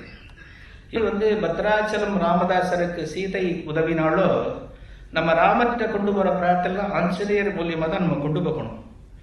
ஆஞ்சநேயர் தான் நம்ம நினைச்சதை நம்ம என்ன பண்ணணுங்கிறத, ராமநாமம் ஒரு பவர், ஒரு பலம் இருக்கிறதுனால அவர் நமக்கு எல்லாத்தையும் பண்ணி கொடுப்பார். வெறும் ராமநாமத்தை சொல்லிட்டே ஒரு பெரிய சமுத்திரத்தையே தாண்டினவர் இல்லையா ஆஞ்சநேயர், பெரிய சமுத்திரம் இல்லையா, அந்த சமுத்திரத்தையே தாண்டினவர் ஒரு சாதாரணமான நமக்கு இதெல்லாம் இருப்பார். அது இன்னொரு கதை ஒண்ணு உண்டு. கிருஷ்ணரை பத்தி ஒரு பௌராணிகர் ஒரு கதை ஒரு இடத்துல சொல்லிட்டு இருக்க. கிருஷ்ணர் பலராமன் பத்தி ஒரு இடத்துல ஒரு கதை சொல்லிட்டு இருக்க. கதை சொல்லிட்டு இருக்கும்போது அவர் சொல்றார், கிருஷ்ணன் எந்த அளவுக்கு ஆபரணங்கள் போட்டுருப்பான், செயின் போட்டுருப்பான், இடுப்புல அது போட்டுருப்பான், எல்லாத்தையும் சொல்ற, எல்லாம் சொக்க தங்கம், எல்லாம் சொக்க தங்கம் அப்படின்னு சொல்றாரு. கூட்டத்துல ஒரு திருடன் உட்காந்து கேட்டு இருக்கான், அந்த உபன்யாசத்தை கேட்டு இருக்கான். அன்னைக்கு தான் வந்திருக்கான், அந்த பக்கம் எதேச்சியா வந்திருக்கான். இந்த கதையை கேட்டிருக்கான். அன்னைக்கு எங்கேயும் கிடைக்கல அவனுக்கு, தங்க நகை எங்கேயுமே பார்த்துருக்கான், எதுவுமே லூட்ட விட முடியல அவனுக்கு. இங்க உட்காருவோம், நிறைய கூட்டம் இருக்கே, ஏதாவது கிடைக்கதா பாப்போன்னு உட்கார்ந்துருக்கான். உட்கார்ந்த போது அந்த பௌராணிகர் சொல்றது ஃபுல்லா கேட்ட பிறகு யாரோ சொல்றாரு, இவர் கிருஷ்ணன் சொல்றாரு, நிறைய நகை போட்டு இருப்பான்னு சொல்றாரு, அது மாதிரி ஆளை பிடிச்சி ஒரு அமுக்கு அமைக்கினா நம்ம வாழ்க்கை ஃபுல்லா நிம்மதியா இருக்கலாமே, அந்த கிருஷ்ணன் எங்க இருப்பான் அப்படின்னு உனக்கு டவுட்டு. யோசிச்சு பார்த்தான். பக்கத்துல ஒருத்தர் 2 பேர்ட்ட கேட்டான். இவர் சொல்றாரு கிருஷ்ணன், அவன் எங்க இருக்கான். அப்புறம் நீ அவனை பக்தியை பத்தி தெரியாது. அவள்லாம் சிரிச்சுட்டே அவனை பார்த்து, எனக்கு தெரியாது, அவர்கிட்டயே கேளு, யாரு கதை சொல்லிட்டு இருக்காரு இல்லையா, அவர்கிட்டயே போய் கேளு, அவர் உனக்கு சொல்லுவார் அப்படின்னு இருக்காரு. உபன்யாசம் முடிச்சு அன்னைக்கு சம்பாவனை கொடுத்துருக்கா, வாங்கிட்டு ஒரு மாதிரி கக்கத்துல ஒரு பையில வச்சுட்டு வெளியில வர இருட்டுல. அந்த பிறகு இவன் போனான். கேட்டான், அடப்பாவி, இன்னைக்கு தானே சன்மானம் வாங்கிட்டு வந்தேன், இதை கேட்கறியா? அது கேட்கல, அது நீயே வச்சு கையிற. ஒருத்தன் கிருஷ்ணன் சொல்லிட்டு நிறைய செயின்லாம் போட்டுண்டு, காதுல போட்டுண்டு, எல்லாம் தங்கம் ஜொலிக்கும் நவரத்னம் அப்படி இப்படின்னு சொல்லியே, அந்த எங்க இருக்கான் அதை மட்டும் சொல்லணும்னு அவர் சிரிச்சா, நீ பார்க்க முடியாது, உன்னால பார்க்க முடியாது அப்படின்னா. பார்க்க முடியாத ஆளை பத்தி நீ எதுக்கு சொன்ன அந்த ஆள் எங்கேயோ இருக்கிறதுனால தானே சொல்ற, அந்த ஆள் எங்க இருக்கா நீ சொல்லுன்னா. ஏதடா இவன் தொல்லை ரொம்ப ஓவரா இருந்துருக்குன்னு சொல்லிட்டு கோகுலத்துக்கு பக்கம் போ, நார்த்துக்கு போ, அங்க போனா அவனை பார்க்கலாம் அப்படின்னு சொல்லிட்டு போயிடுறாரு. என்ன பண்றான், கிளம்பிட்டான். அடுத்தது யாத்திரை கிளம்பிட்டான். போய் அவனை பிடிச்சி நம்ம வாழ்க்கை ஃபுல்லா செட்டில் ஆயிடணும் அப்படின்னு சொல்லிட்டு போறான். ஒரு நாள் போன போது அதான் பகவானை ஒரு அயோத்தியோட பகவான் கண்ணுக்கு வருவான் அப்படிங்கிறதுக்கு உதாரணம் அது. அந்த ஸ்மரணை இருந்துட்டே இருக்கணும், அந்த ஸ்மரணை நமக்கு எப்பவுமே இருந்துட்டு இருக்கணும். போன பிறகு ஒரு நாள் அந்த வனத்துல, மதுரா அந்த கோகுலம் சம்பந்தப்பட்ட அந்த வனத்துல ஒரு நாள் கிருஷ்ணன் கொள்ள வச்சு நிற்கிறான். அந்த பௌராணிகர் எப்படி சொன்னாரோ அதே மாதிரி ஆபரணங்கள் எல்லாம் கிருஷ்ணன் போட்டு இருக்கான். அதை பார்த்த பிறகு இந்த திருடன் அவங்கிட்ட போய் பார்க்கறான். அவங்களுக்கு கேட்கணும் அப்படிங்கிற மனசு வரல. முன்னாடி போய் நிற்கிறான். நகையெல்லாம் கழட்டு அப்படின்னு சொல்றதுக்கு மனசு வரல, வாய் வரமாட்டேங்குது, அப்படியே நிற்கிறான். கிருஷ்ணன் அப்படியே பார்த்து நிற்கிறான். என்ன வேணும் உனக்கு அப்படின்னு கேட்கும்போது, ஏதோ தப்பான இடத்துக்கு வந்துட்டேன், சாதாரணமான ஒரு ஆழத்தை நினைச்சேன் பகவானே, இப்பதான் உன்னோட சக்தி எனக்கு புரியறதுன்னு சொல்லிட்டு நமஸ்காரத்தை பண்ணணும். போகும்போது உண்மையிலே நீ எதுக்காக வந்தியோ இந்த இதெல்லாம் வச்சுக்கோன்னு சொல்லிட்டு கொஞ்சம் ஆபரணங்கள் கொடுத்து அவன் நினைச்சிட்டான். ஏந்து புறப்பட்டு வந்தவன் பௌராணிகர் சொன்னார் இல்லையா, அந்த உபன்யாசகர், அப்படி ஒரு ஆளே இல்லை அப்படின்னு சொன்னார் இல்லையா, ஆளை நான் பார்த்துட்டேன் அப்படின்னு அவர்கிட்ட சொல்றதுக்காக அவரோட வீடு தேடி போய் இந்த ஆபரணத்தெல்லாம் காமிச்சு சொன்னான். நான் அவரை பார்த்துட்டேன், நீ கண்ணன்னு ஒருத்தர் எல்லாம் சொல்லிக்குது பார், நீ சொன்ன அப்படியே இருக்கு பார், நவரத்னன்னு நெத்தி சுட்டின்னு அது என்ன எல்லாமே இருக்குன்னு சொன்னோன்னே அந்த பௌராணிகர் நம்பலை. ஏதோ போய் வேற எங்கேயோ போய் ஏதோ சினிமா டான்ஸ் இதில் போய் ஏதோ எடுத்து வந்திருக்காம்பல இருக்கு, இமிட்டேஷன் ஏதோ செட்டெல்லாம் சொல்லுவா இல்லையா, அந்த மாதிரி செட்டை வந்திருக்காம்பல இருக்குன்னு சொல்லி பார்க்குற அந்த ஜொலிக்கிறதெல்லாம் பார்க்கும்போது அந்த பௌராணிகருக்கு ஒரு சந்தேகம் வருது. இங்கே பார்த்த அப்படிங்கிற பார்த்த இடத்த சொல்கிறோம். அந்த கிருஷ்ணர் அந்த பௌராணிகருக்கு சொல்றாரு, இவங்க என்ன தரிசனம் பண்ணிட்டு உன்னோட இடத்துக்கு வந்திருக்கான் அந்த பௌராணிகருக்கு சொல்றது. உபன்யாசகர் சொல்றாரு, நான் எத்தனை வருஷமா உன்னை ஸ்மரணம் பண்ணிட்டு இருக்கேன், உன்னை பத்திக்கு உன்னோட தரிசனம் கிடைக்கல, ஒரு நாள் ஒரு ராத்திரி 1 மணி நேரம் உட்காந்து கேட்டு உன்னை கொள்ளையடிக்கணும், உன்கிட்ட இந்த நகையை திருடணுங்கிற ஒரு காரணத்துக்காக வந்த ஒருத்தனுக்கு நீ தரிசனம் கொடுத்துருக்க கிருஷ்ணா அப்படின்னு சொல்லிட்டு ஒன்று கதறி எழுதாங்க. தியானம் பண்றதுக்கு நம்ம நேரம் காலம் எதுவுமே பார்க்க அந்த நம்பிக்கை இருக்கணும், அந்த நம்பிக்கை இருக்கணும். அந்த திருடன் எந்த நோக்கத்தோட போனாலும் அவன் கிருஷ்ணனை பார்க்கணும், கிருஷ்ணனை பார்க்கணும், கிருஷ்ணனை பார்க்கணும். அந்த நாம ஜபம் சொல்லிட்டே இருக்கான் இல்லையா, அதுதான் வேல்யூ, அதுதான் பவர். ராமநாமத்துக்கும் அதுதான் பவர். அந்த நாமஸ்மரணை நமக்கு இருந்துட்டே இருக்கணும். தியாகராஜ சுவாமிகள் ஒரு நாளைக்கு 1.25 லட்சம் ராமநாம ஜபம் உண்டு. ஒரு நாளைக்கு நினைச்சு பார்க்க முடியுமா நம்மளால? என்னென்னமோ ஜபம் பண்ணுவோம், ராமநாமத்தை 1.25 லட்சம் உட்காந்து கொண்டு சுவாமிகள். எல்லாத்துக்கும் ஒரு டைம் வரணும் சார், எல்லாத்துக்குமே ஒரு நேரம் வரணும். அந்த நேரத்தை நாம ஏற்படுத்திக்கணும். பக்திக்கு உண்டான நேரம்னா பக்திக்கு உண்டானதை நாம ஏற்படுத்திக்கணும். மகா சுவாமிகள் ஒரு நாள் காஞ்சிபுரத்துல தரிசனம் கொடுத்திருந்த போது வரிசையா வரிசையா வந்துட்டு இருக்கும்போது திடீர்னு ஒரு ஆள் வரும்போது அவனை பிடிச்சி நில்லு அப்படிங்கிற கையில ஒரு பளபளக்கிற ஒரு வாட்சி ஒன்று கட்டுன்னு இருக்கும், நல்ல வாட்சி. அந்த வாட்சை கொஞ்சம் கழட்டு அப்படிங்கிறது. பெரிய பாக்கியம்னு வாட்சை கழட்டி பெரியவா கிட்ட வைக்கிறோம். அந்த வாட்சை எடுத்து பார்த்துட்டு, இது என்ன மேய்க்கு, எங்க பண்ணது இது அப்படின்னு கேட்கிறாரு. சொல்றோம், உட்காந்துக்கோங்க அப்படிங்கிற வச்சு விட்டார். அடுத்து வந்தார், அவங்க கையில வாட்சை கொஞ்சம் கழட்டுங்கிறது, கழட்டி கொடுக்குறோம். என்ன மேய்க்கு என்னன்னு கேட்கறது, வாங்கி வச்சுக்கிறது. 3வது ஆள் எல்லாருமே வித்தியாசமான வாட்சை கட்டிட்டு இருக்காங்க. அன்னைக்குன்னு பார்த்து எல்லாரும் வரவாழ்லாம் எல்லாத்தையும் வாட்சை கட்டி மொத்தமா பார்த்தா பெரியவாளுக்கு முன்னாடி ஒரு 25-30 வாட்சி சேர்ந்து கொடுத்து வச்சிருக்காரு. வாட்சி வச்சிருக்காரு. 25 ஆட்களுக்கு பிறகு ஒரு அப்பாவும் பையனும் வர, வாட்சியில் பையன்கையிலும் வாட்சியில் பிறகு மகா சுவாமிகள் அந்த அப்பாவை பத்தி சொல்றாரு, வாட்சி வேணும்னு உன் பையனுக்கு சொல்லியிருந்தியே, ஒரு நல்ல வரன் உன் பையனுக்கு கிடைச்சது, ஒரு பொண்ணு கிடைச்சது, வாட்சி போட்டாதான் கல்யாணம் அப்படின்னு அவள்கிட்ட ஒரு கண்டிஷன் போட்டிய நீ. அந்த குடும்பத்தால வாட்சி போட முடியல. அந்த குடும்பம் ஏழ்மைப்பட்ட குடும்பம். அந்த குடும்பத்துல இருக்கிறவ கல்யாணம் பண்ணி வைக்க முடியல. வாட்சி ஒரு டௌரியாவோ ஒரு சீர்சிறத்தியாவோ கொடுக்கக்கூடிய அளவுக்கு வசதி இல்லை. ஒரு காரணத்துக்காக அந்த பொண்ணை நிராகரிச்சிட்டிய நீ. ஒரு தேடி வந்த லக்ஷ்மியை நீ துரத்துட்டியே. இந்த வாட்சிக்கு தான் ஆசைப்பட்டேன், இதுல என்ன வாட்சி வருமோ நீ எடுத்துக்கோ, என்ன வாட்சி வருமோ எடுத்துன்னு போன்னு சொன்ன பிறகு அந்த அப்பாவும் பையனும் குலுங்கி கதறி ஆட ஆரம்பிச்சுட்டேன். ஒரு வாட்ச், கேவலம் ஒரு வாட்சினால ஒரு பொண்ணோட வாழ்க்கையை தொலைச்சிட்டியப்பா. மகா சுவாமிகள் ஒரு முக்கியமான விஷயம் என்னன்னா, யார்கிட்டையும் கோபப்பட்டு பேச மாட்டார். என்ன தப்பு உங்ககிட்ட, எதுக்காக நீ இப்படி பேசுங்கிற புரிய வைப்பார். ஒரு அப்பா ஸ்தானம், ஒரு தெய்வஸ்தானம், அந்த ஸ்தானத்துல இருந்து புரிய வைப்பார். அது புரிய வச்ச பிறகு அந்த அப்பாவும் பையனும் கதறிண்டு, பெரியவா தப்பு பண்ணிட்டோம், நாங்க பேசுறோம் பெரியவா அப்படின்னு இதுல நமஸ்காரத்துக்கு பண்ணிட்டு அப்புறம் போனோம். அந்த பையனுக்கு இப்படி ஒரு நிலைமை ஆச்சுன்னு எப்படி சார் மகா சுவாமிகளுக்கு தெரியும்? மகா சுவாமிகள் எப்படின்னா, அது இருக்க தரிசனம், அது ஒண்ணுக்காகத்தான் உலகத்துல இருக்கிறவா எத்தனையோ கோடி பேர் அந்த மகானடியில விழுந்து கிடந்திருக்க. மகா சுவாமிகள் என்ன கேட்டாலும் சார் கொட்டுறதுக்கு டாடா பிர்லாலேருந்து டாடா பிர்லாவான் ஞாபகம் இல்லை. ஒரு நாள் மகா சுவாமிகள் நார்த்தில் இருக்கும்போது உட்கார்ந்துருக்காரு. உட்காந்து தன்னோட செம்பத்துக்காக செக் புக்கை வச்சுன்னு உட்காந்துருக்காராம். மகா சுவாமிகள் கேட்ட ஒரு பிளாங்க் செக் கொடுத்து ஃபில்அப் பண்ணிக்கிட்டோம். மடங்கு ஒரு இதோட உட்காந்துருக்காரு. யாரோ ஒரு மாமி சாரமா ஏதோ பருப்பு வெல்லம் கொடுத்தாங்க, மடத்துல பிட்சைக்காக எடுத்துக்கோன்னு சொல்லி கொடுத்தாரோ. சந்தோஷமா அதை எடுத்து வச்சுட்டாராம். ஒரு பைசா வாங்கலை. எத்தனையோ பேர் கொடுக்கறதுக்கு கொட்டுறதுக்கு ரெடியா இருக்க. மகா சுவாமிகள் அதெல்லாம் பார்க்கல. அவர் பணம் பார்க்கக்கூடிய வியாபாரி கிடையாது. பணத்தை சேர்க்கறதுக்காக அந்த பீடத்துல அவர் உட்காரல. அவர் மனுஷாளை திருத்தணும், மனுஷாளுக்கு நல்ல வாக்கு சொல்லணும், நல்ல புத்தி சொல்லி அவ வாழ்க்கை நல்லபடி அமையறதுக்கு உதவி பண்ணணும் அப்படிங்கிற ஒண்ணுதான் அவர் கொள்கையா வச்சிருந்திருக்காரு.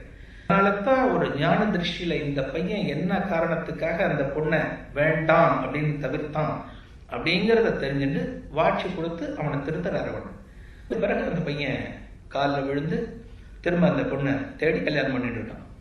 வாட்ச் அப்படிங்கிற விஷயத்தை வச்சு இன்னொரு சுவையான ஒரு சம்பவம் என்ன, சத்தியமூர்த்தி அப்படின்னு சொல்லிட்டு ஒரு ஆர்கியாலஜிக்கல்ல ஒருத்தர் இருந்தார் சுவாமிகள் பீரியட்ல. தியாக சத்தியமூர்த்தி அப்படிங்கிறது அவரோட பேர். வயசுலேருந்தே மகா சுவாமிகளை அடிக்கடி தரிசனம் பண்ணுவார். மகா சுவாமிகளுக்கு இந்த ஆர்கியாலஜிக்கல் சம்பந்தப்பட்ட விஷயம் எல்லாத்தையும் ரொம்ப ஆர்வம் உண்டு. எல்லாத்தையும் ரொம்ப விசாரிப்பார். கரெக்டாக சொல்லுவார். எல்லாம் ஒரு கோவில்னா இங்கே இது இருக்கும், இங்கே இந்த சிற்பம் இருக்கும். ஒவ்வொரு கோவிலில் இருக்கக்கூடிய அந்த சிற்ப தொகுதிகள் எல்லாத்தையும் கரெக்டாக பார்த்து வச்சிருப்பார். இப்போ பார்த்தார், எப்போ டைம் கிடைச்சது அவருக்கு, இதெல்லாம் எப்போ ஸ்டடி பண்ணார்னு யாருக்கும் தெரியாது. ஆனால் எல்லாம் கரெக்டாக சொல்லுவார். அதனால இந்த ஆர்கியாலஜிக்கல் சம்பந்தப்பட்டவாள்லாம் அப்பப்போ கூப்பிட்டு வச்சு நிறைய விவாதங்கள் நடத்துவார், நிறைய டிஸ்கஷன் நடத்துவார் மகா சுவாமிகள். அதுபோல இந்த சத்தியமூர்த்தி ரொம்ப பழக்கம் மகா சுவாமிகளுக்கு. அடிக்கடி மடத்துக்கு வருவார். ஒரு தடவை அவர் சத்தியமூர்த்தி மடத்துக்கு வந்திருக்கும் போது மகா சுவாமிகள் கேட்கிறார், நீ மகாபலிபுரம் போயிருக்கியோ? பெரியவா நிறைய போயிருக்கேன், நிறைய தடவை போயிருக்கேன். அதெல்லாம் நீ பார்த்த மகாபலிபுரத்துல நிறைய சிற்பங்கள் இருக்கே, ஒரு காலத்து சிற்பங்கள்லாம் நிறைய இருக்கு, நீ அதுல என்னென்னலாம் நீ பார்த்த அப்படின்னு சத்தியமூர்த்திட்ட கேட்கிற. அதுக்கு சொல்றார், பாண்டவரதம், மகிஷாசுரமர்தினி, அர்ஜுனன் தவம் எல்லாத்தையும் சொல்றார். சொல்ற பிறகு மகா சுவாமிகள் கேட்கிறார், பல்லவர் காலத்து கடிகாரம் ஒண்ணு இருக்கே, பார்த்திருக்கியா நீ அப்படிங்கிற. பல்லவர் காலத்து கடிகாரம் ஒண்ணு அங்க இருக்கே, நீ அதை பார்த்தியா அப்படிங்கிற. ஏதோ விளையாட்டுக்கு சொல்றார். பல்லவர் காலத்துல வாட்சா வச்சிருந்தா அந்த காலத்துல, இல்ல வால் கிளாக் வச்சிருந்தாங்க, எதுவும் கிடையாது. அந்த காலத்துல ஏது கடிகாரம், பெரியவா ஏதோ கிண்டலுக்கு ஏதோ சொல்றாப்புல இருக்கு அப்படின்னு சத்தியமூர்த்தி நினைச்சுட்டு கேட்கிற. பல்லவ காலத்துல ஏது பெரியவா கடிகாரம்? காலத்துல கடிகாரம்லாம் ஏது, ஏதோ சூரியன் பார்த்து இதெல்லாம் டைம் அப்படிதான் எல்லாம் கண்டுபிடிப்பேன், அப்படித்தான் எல்லாம் வச்சிருந்தேன் அப்படின்னு சொன்னாராம். இல்ல இல்ல அங்க இருக்கு ஒண்ணு, கடிகாரம் ஒண்ணு இருக்கு, அங்க போகும்போது அங்க பார்த்துட்டு வா அப்படின்ற மாட்டார். ஒரு டைம் கொடுப்பார், நீ பார்த்துட்டு வா, போய் பார்த்துட்டு. இவர் போனார். இவருக்கு புரியல, மகாபலிபுரம் போயிருக்கார், ஒன்றும் புரியல. திரும்ப மடத்துக்கு ஒரு நாள் வந்தார். எங்க கடிகாரத்தை பார்த்தியா அப்படின்னா, புரிவா எனக்கு தெரியல, திரும்பவும் போய் பார்த்தேன், ஒன்றும் தெரியல அப்படின்னு. அர்ஜுனன் தவம் பண்ற சிற்பத்தை நீங்க பாத்தியா அப்படின்னு கேட்டார். பார்த்தேன் பெரியவா. அர்ஜுனன் தபஸ் அந்த சிற்பத்துக்கு கீழே ஒரு நதி ஒண்ணு ஓடிட்டு இருக்கும். ஒரு நதி ஓடுற மாதிரி அந்த சிற்பத்துல பண்ணிருப்பா. இருக்கான்னு? ஆமான்னு. சின்ன விஷ்ணு கோவில் அதுல இருக்கும். அதுல இருக்கக்கூடிய நுணுக்கமான விஷயங்களை மகாசுவாமிகள் எப்படி உட்கார்ந்து சொல்றாரு பாருங்க. நான் பார்த்து சொல்றேன், மகாசுவாமிகள் பார்க்காம சொன்னார். அந்த சின்ன விஷ்ணு கோவில் ஒண்ணு இருக்கும், அதை பார்த்தியா அப்படின்னு. அந்த விஷ்ணு கோவிலுக்கு பக்கத்துல ஒரு ரிஷி ஒருத்தர் உட்கார்ந்து இருப்பார். சொல்றார் மகாசுவாமிகள், அந்த சிற்ப தொகுதி எப்படி இருக்கும் அப்படிங்கறத சொல்றார். ரிஷி உட்கார்ந்து இருப்பார். அந்த ரிஷிக்கு கீழே சில பேர் உட்கார்ந்து வேதம் சொல்லிட்டு இருப்பார். அந்த வேதம் சொல்லிட்டு இருக்கிற இடத்துக்கு பக்கத்துல அந்த ஆத்துல துணியை நடப்போம் இல்லையா, நம்ம குளிச்ச பிறகு நடப்போம் இல்லையா ஈர வஸ்திரத்தை, அதை ஒருத்தர் புழிஞ்சுட்டு இருப்பாராம். புழிஞ்சுட்டு இருப்பார். அந்த சிற்ப தொகுதியில இது எல்லாமே இருக்கு, புழிஞ்சுட்டு இருப்பார். இன்னொருத்தர் நின்று அந்த மாத்தியானிகம் பண்ணிட்டு இருப்பார். ஒருத்தர் அந்த ரெண்டு கையும் மாத்தியானிகம் பண்ணும்போது வச்சு பார்ப்போமா இல்லையா, அந்த பார்க்கறதுக்காக ஒண்ணு பண்ணுவோம். அந்த மாத்தியானிகம் பண்றதை நீ பாத்தியா, கையை வச்சுட்டு சூரியனை பாக்குறாரு. 12 மணிக்கு இந்த சம்பவம் எல்லாம் நடந்தது அப்படிங்கறத அந்த சிற்பி நமக்கு உணர்த்துறாரு. இது பார்த்தா அந்த கிராமத்துல இப்ப நம்ம சந்தியாவனம் பண்றோமா இல்லையாங்கிறது தெரியல, அது நம்ம பேசக்கூடாத விஷயம். அது அந்த கிராமத்துல பார்த்தோம்னா இன்னைக்கும் சில பேர்லாம் அந்த மாத்தியானிகம் பண்ணும்போது இப்படி வச்சு சூரியனை பார்ப்பாங்க. பண்ணக்கூடிய நேரம் 12 மணி. அந்த மாத்தியானிகம் மத்தியானத்துல பண்ணுவாங்க. அந்த ஒரு சிற்பத்துல இருக்கக்கூடிய ஒரு சின்ன விஷயத்தை வச்சு இது மத்தியான நேரத்தை குறிக்கிறது, இதுதான் பல்லவர் காலத்து கடிகாரம் அப்படின்னு மகாசுவாமி சொன்னாரா சத்தியமூர்த்தி.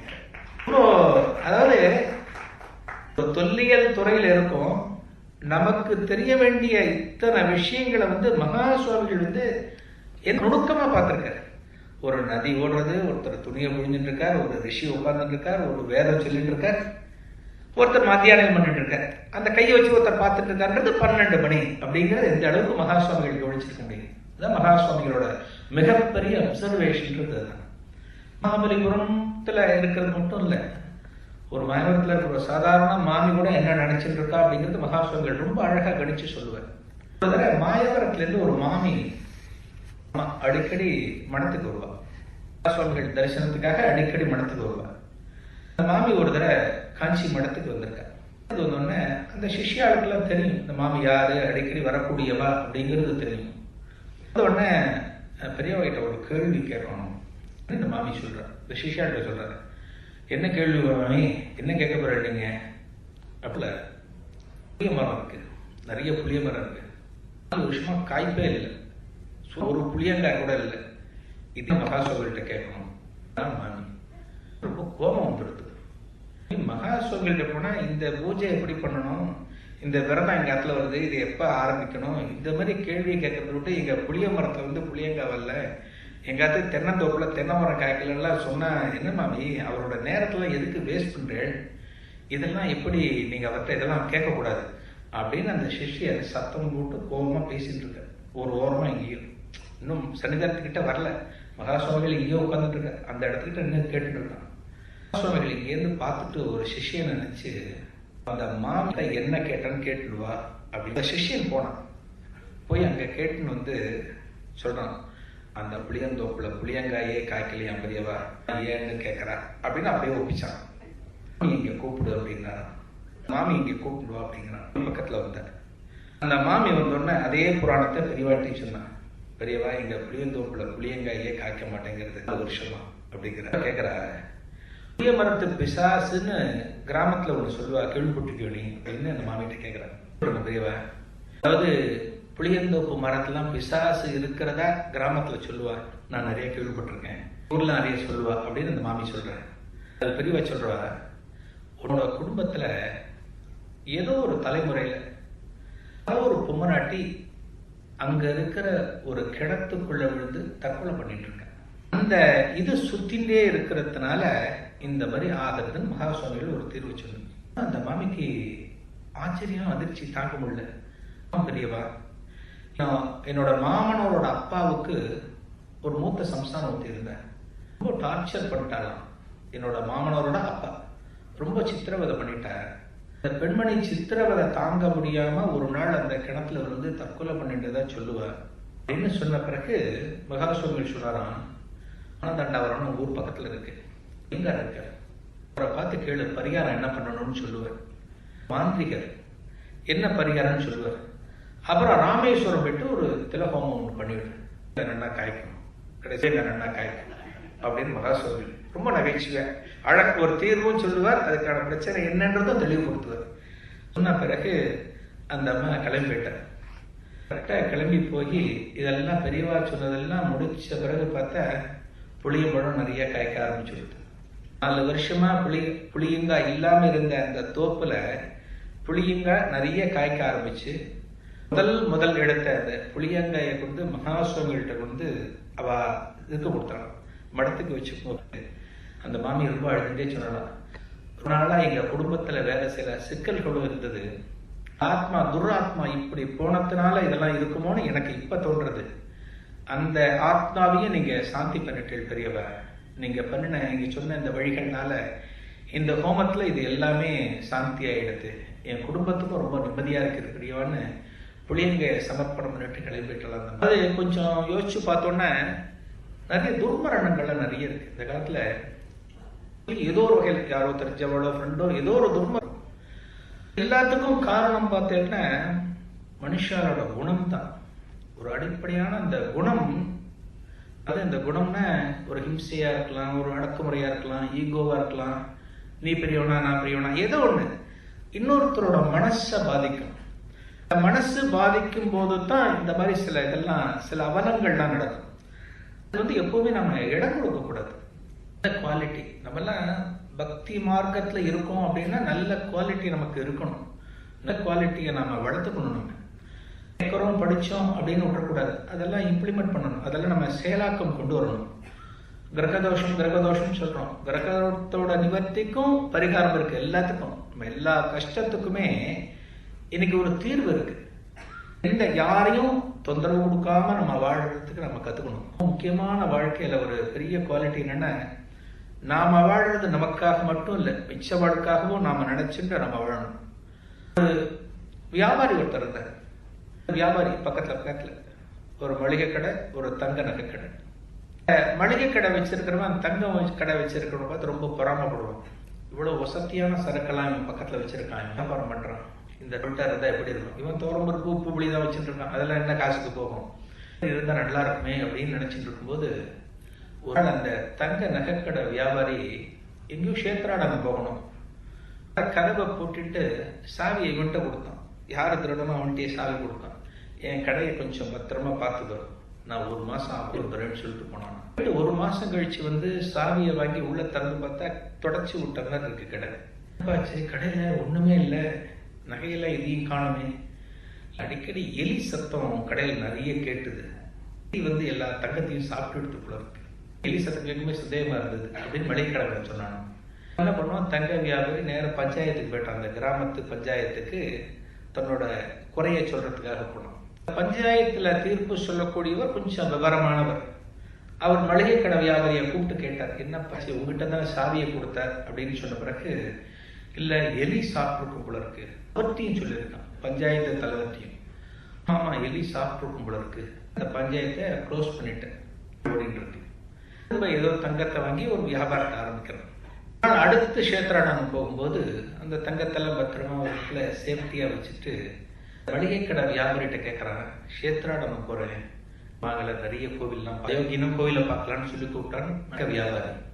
இல்ல வர முடியாது, எனக்கு கொஞ்சம் வேலையெல்லாம் பிசினஸ்லாம். மளிகை கடைக்காரன் சொல்லிருக்காரு, உன்னோட பையனை அனுப்பேன், பாவம் அவனையாவது நிறைய கோவில்லாம் நான் காட்டுறேன், நான் கூட்டிட்டு போறேன் என் கூட அப்படின்னு சொன்ன பிறகு பையனை அனுப்பிச்சான். மளிகை கடை வியாபாரி தன்னோட ஒரே மகன் 5 வயசு பையனை இவ கூட அனுப்பிச்சான். முடிச்சுட்டு கஷேத்ராடம் முடிச்சுட்டு ஒரு 20 நாள் கழிச்சு தங்க வியாபாரி வந்த பையன் வரல. அந்த மளிகை வியாபாரி பார்க்கலாம், எட்டிட்டு பார்க்கலாம், எங்க என் பையன் காசிக்கிட்ட ஒரு கோவில்கிட்ட போயிட்டு இருக்கும்போது வந்து உன் பையனை தூக்கிட்டு போன. காக்கா என் பையனை தூக்கிட்டு போச்ச. காக்கா எப்படி என் பையனை தூக்கும்? இல்லப்பா காக்கா தூக்கிட்டு போச்சு, வேணா நீ பஞ்சாயத்துல சொல்லு. வேணா பஞ்சாயத்துல போய் சொன்னான். அதே பஞ்சாயத்து தலைவர் ஒரு டைம் வரும்னு வெயிட் பண்ணார் இல்லையா, அந்த பஞ்சாயத்து தலைவர் தங்கத்தை எலி திங்கும் போது உன் பையனை ஏன் காக்கா தூக்கிட்டு போக கூடாது தீர்ப்பு. அதுக்கு பிறகு அவன் தன்னோட தவறை ஒத்துக்கிட்டு கொடுத்ததா ஒரு கதை.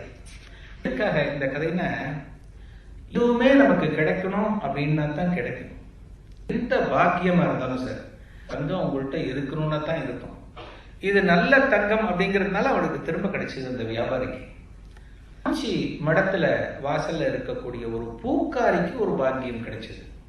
பூ விற்கக்கூடிய ஒரு பூக்காரிக்கு மகா சுவாமிகள்கிட்ட ஒரு பெரிய பாக்கியம், பெரிய அனுகிரகம் கிடைச்சது. அந்த பூக்காரி பேர் காமாட்சின்னு பேர். மடத்தோட வாசல்ல இருந்த அந்த காலத்துல மகா சுவாமிகளை அப்பா அப்பான்னு தான் கூப்பிடுவாளாம். அந்த பூக்காரி எப்படி ஒரு இது பாருங்க, மகா சுவாமிகள் அதை ஏத்துன்னு இருக்க.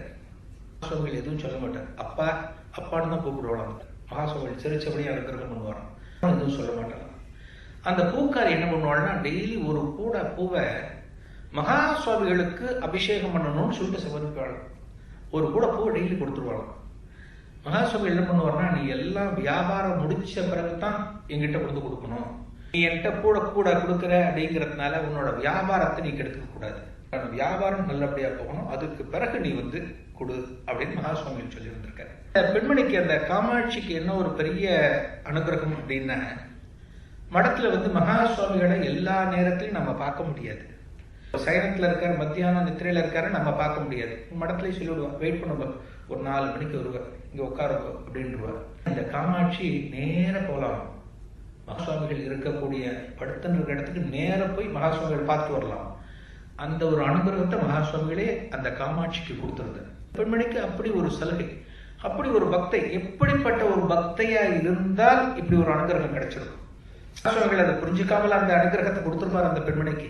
அப்படி ஒரு அனுகிரகம் அந்த பெண்மணி. ஒரு நாளைக்கு என்னாச்சு, அந்த மடத்துல இருக்கும்போது மகாசுவாமிகள் உட்கார்ந்துருக்கார் நேரம். ராஜன் அப்படின்னு ஒரு மகாசுவாமிகளுக்கு ஒரு அசிஸ்டன்ட் ஒருத்தர் இருந்தார். நியூஸ் எல்லாம் ஒரு 9 மணிக்கு சொல்லுவார். அந்த காலத்துல இது சொல்ற கிட்டத்தட்ட ஒரு 50 வருஷம் இருக்கும், இப்ப கிடையாது. அதெல்லாம் ரேடியோவில் ஏதோ நியூஸ்லாம் சொல்லுவோம் 9 மணிக்கு, காக்கா 6 மணிக்கு, அந்த மாதிரி இருக்கும். அந்த நியூஸை கேட்டுட்டு நியூஸ்ல என்ன சொன்னா அப்படிங்கிறது மகாசுவாமிகள்கிட்ட சொல்லணும். இந்த நாகராஜன் அப்படிங்கிறவர் மகாசுவாமிகள் கூட அவங்களுக்கு ஆன்மீகம் மட்டும் இல்லை, அந்த நிகழ்வுகள் எல்லாத்தையும் அப்பப்ப தெரிஞ்சுப்பாராம். என்னென்ன நடக்கிறது, எங்கெங்க நடக்கிறது அப்படிங்கிறது தெரிஞ்சுப்பாராம். அந்த நிகழ்வுகள்லாம் சொல்லுவார் நாகராஜன். இன்னைக்கு மத்தியானம் புதுக்கோட்டையிலேருந்து ஒரு அம்மா வந்து மகாசுவாமிகளுக்கு ஒரு பாதுகை சமர்ப்பிச்சிருக்காங்க. பாதுகை என்னன்னா, பாதுகைக்கு மேல வெல்வெட்டால குஷன் மாதிரி போட்டு ஒரு அழகான பாதுகை மகாசுவாமிகளுக்கு சமர்ப்பணம் பண்ணிட்டு போயிட்டாங்க அந்த அம்மா. புதுக்கோட்டையிலேருந்து ஒரு அம்மா. மகாசுவாமிகளுக்கு அந்த பாதுகை ரொம்ப பிடிச்சி போச்சு போல இருக்கு. மத்தியானம் போட்டவர் ராத்திரி வரவே இல்லையா. அந்த பாதுகை அவர் காலையே இருக்கு. அந்த வெல்வெட்டு அந்த பாதுகைகள் மகாசுவாமிகள் பாதத்திலே இருக்கு. அதை கேட்கவே இல்லை. நாகராஜன் நியூஸ் படிச்சு சொல்லுவார் இல்லையா, நியூஸ் கேட்டுட்டு சொல்லுவார் இல்லையா, எனக்கு என்ன ஒரு ஆசைன்னா, மத்தியானத்துலேருந்து மகாசுவாமிகள் பாதத்தையே பார்த்துட்டு இதை இவர் எப்ப கேட்டுவார், தூக்கிட்டு போயிடலான்ட்டு அவருக்கு ஒரு ஆசை. இந்த பாதத்தை நம்ம எடுத்துட்டு போயிடணும், நம்ம எடுத்துட்டு போய் நம்ம இடத்துல வச்சு பூஜை பண்ணணும், ஒரு ஆசை அவருக்கு. அதனால எப்ப கேட்டுவார் பார்த்துட்டு இருக்காரு. மகாசுவாமிகளுக்கு இது தெரியாமலா இருக்கும், கேட்டவே இல்லை. உட்கார்ந்து இருக்காரு, அப்படியே பார்த்துட்டு இருக்காரு. பாதுகை வந்து கீழே கிழட்டவே இல்லை, பாதுகை போட்டபடியே இருக்கு.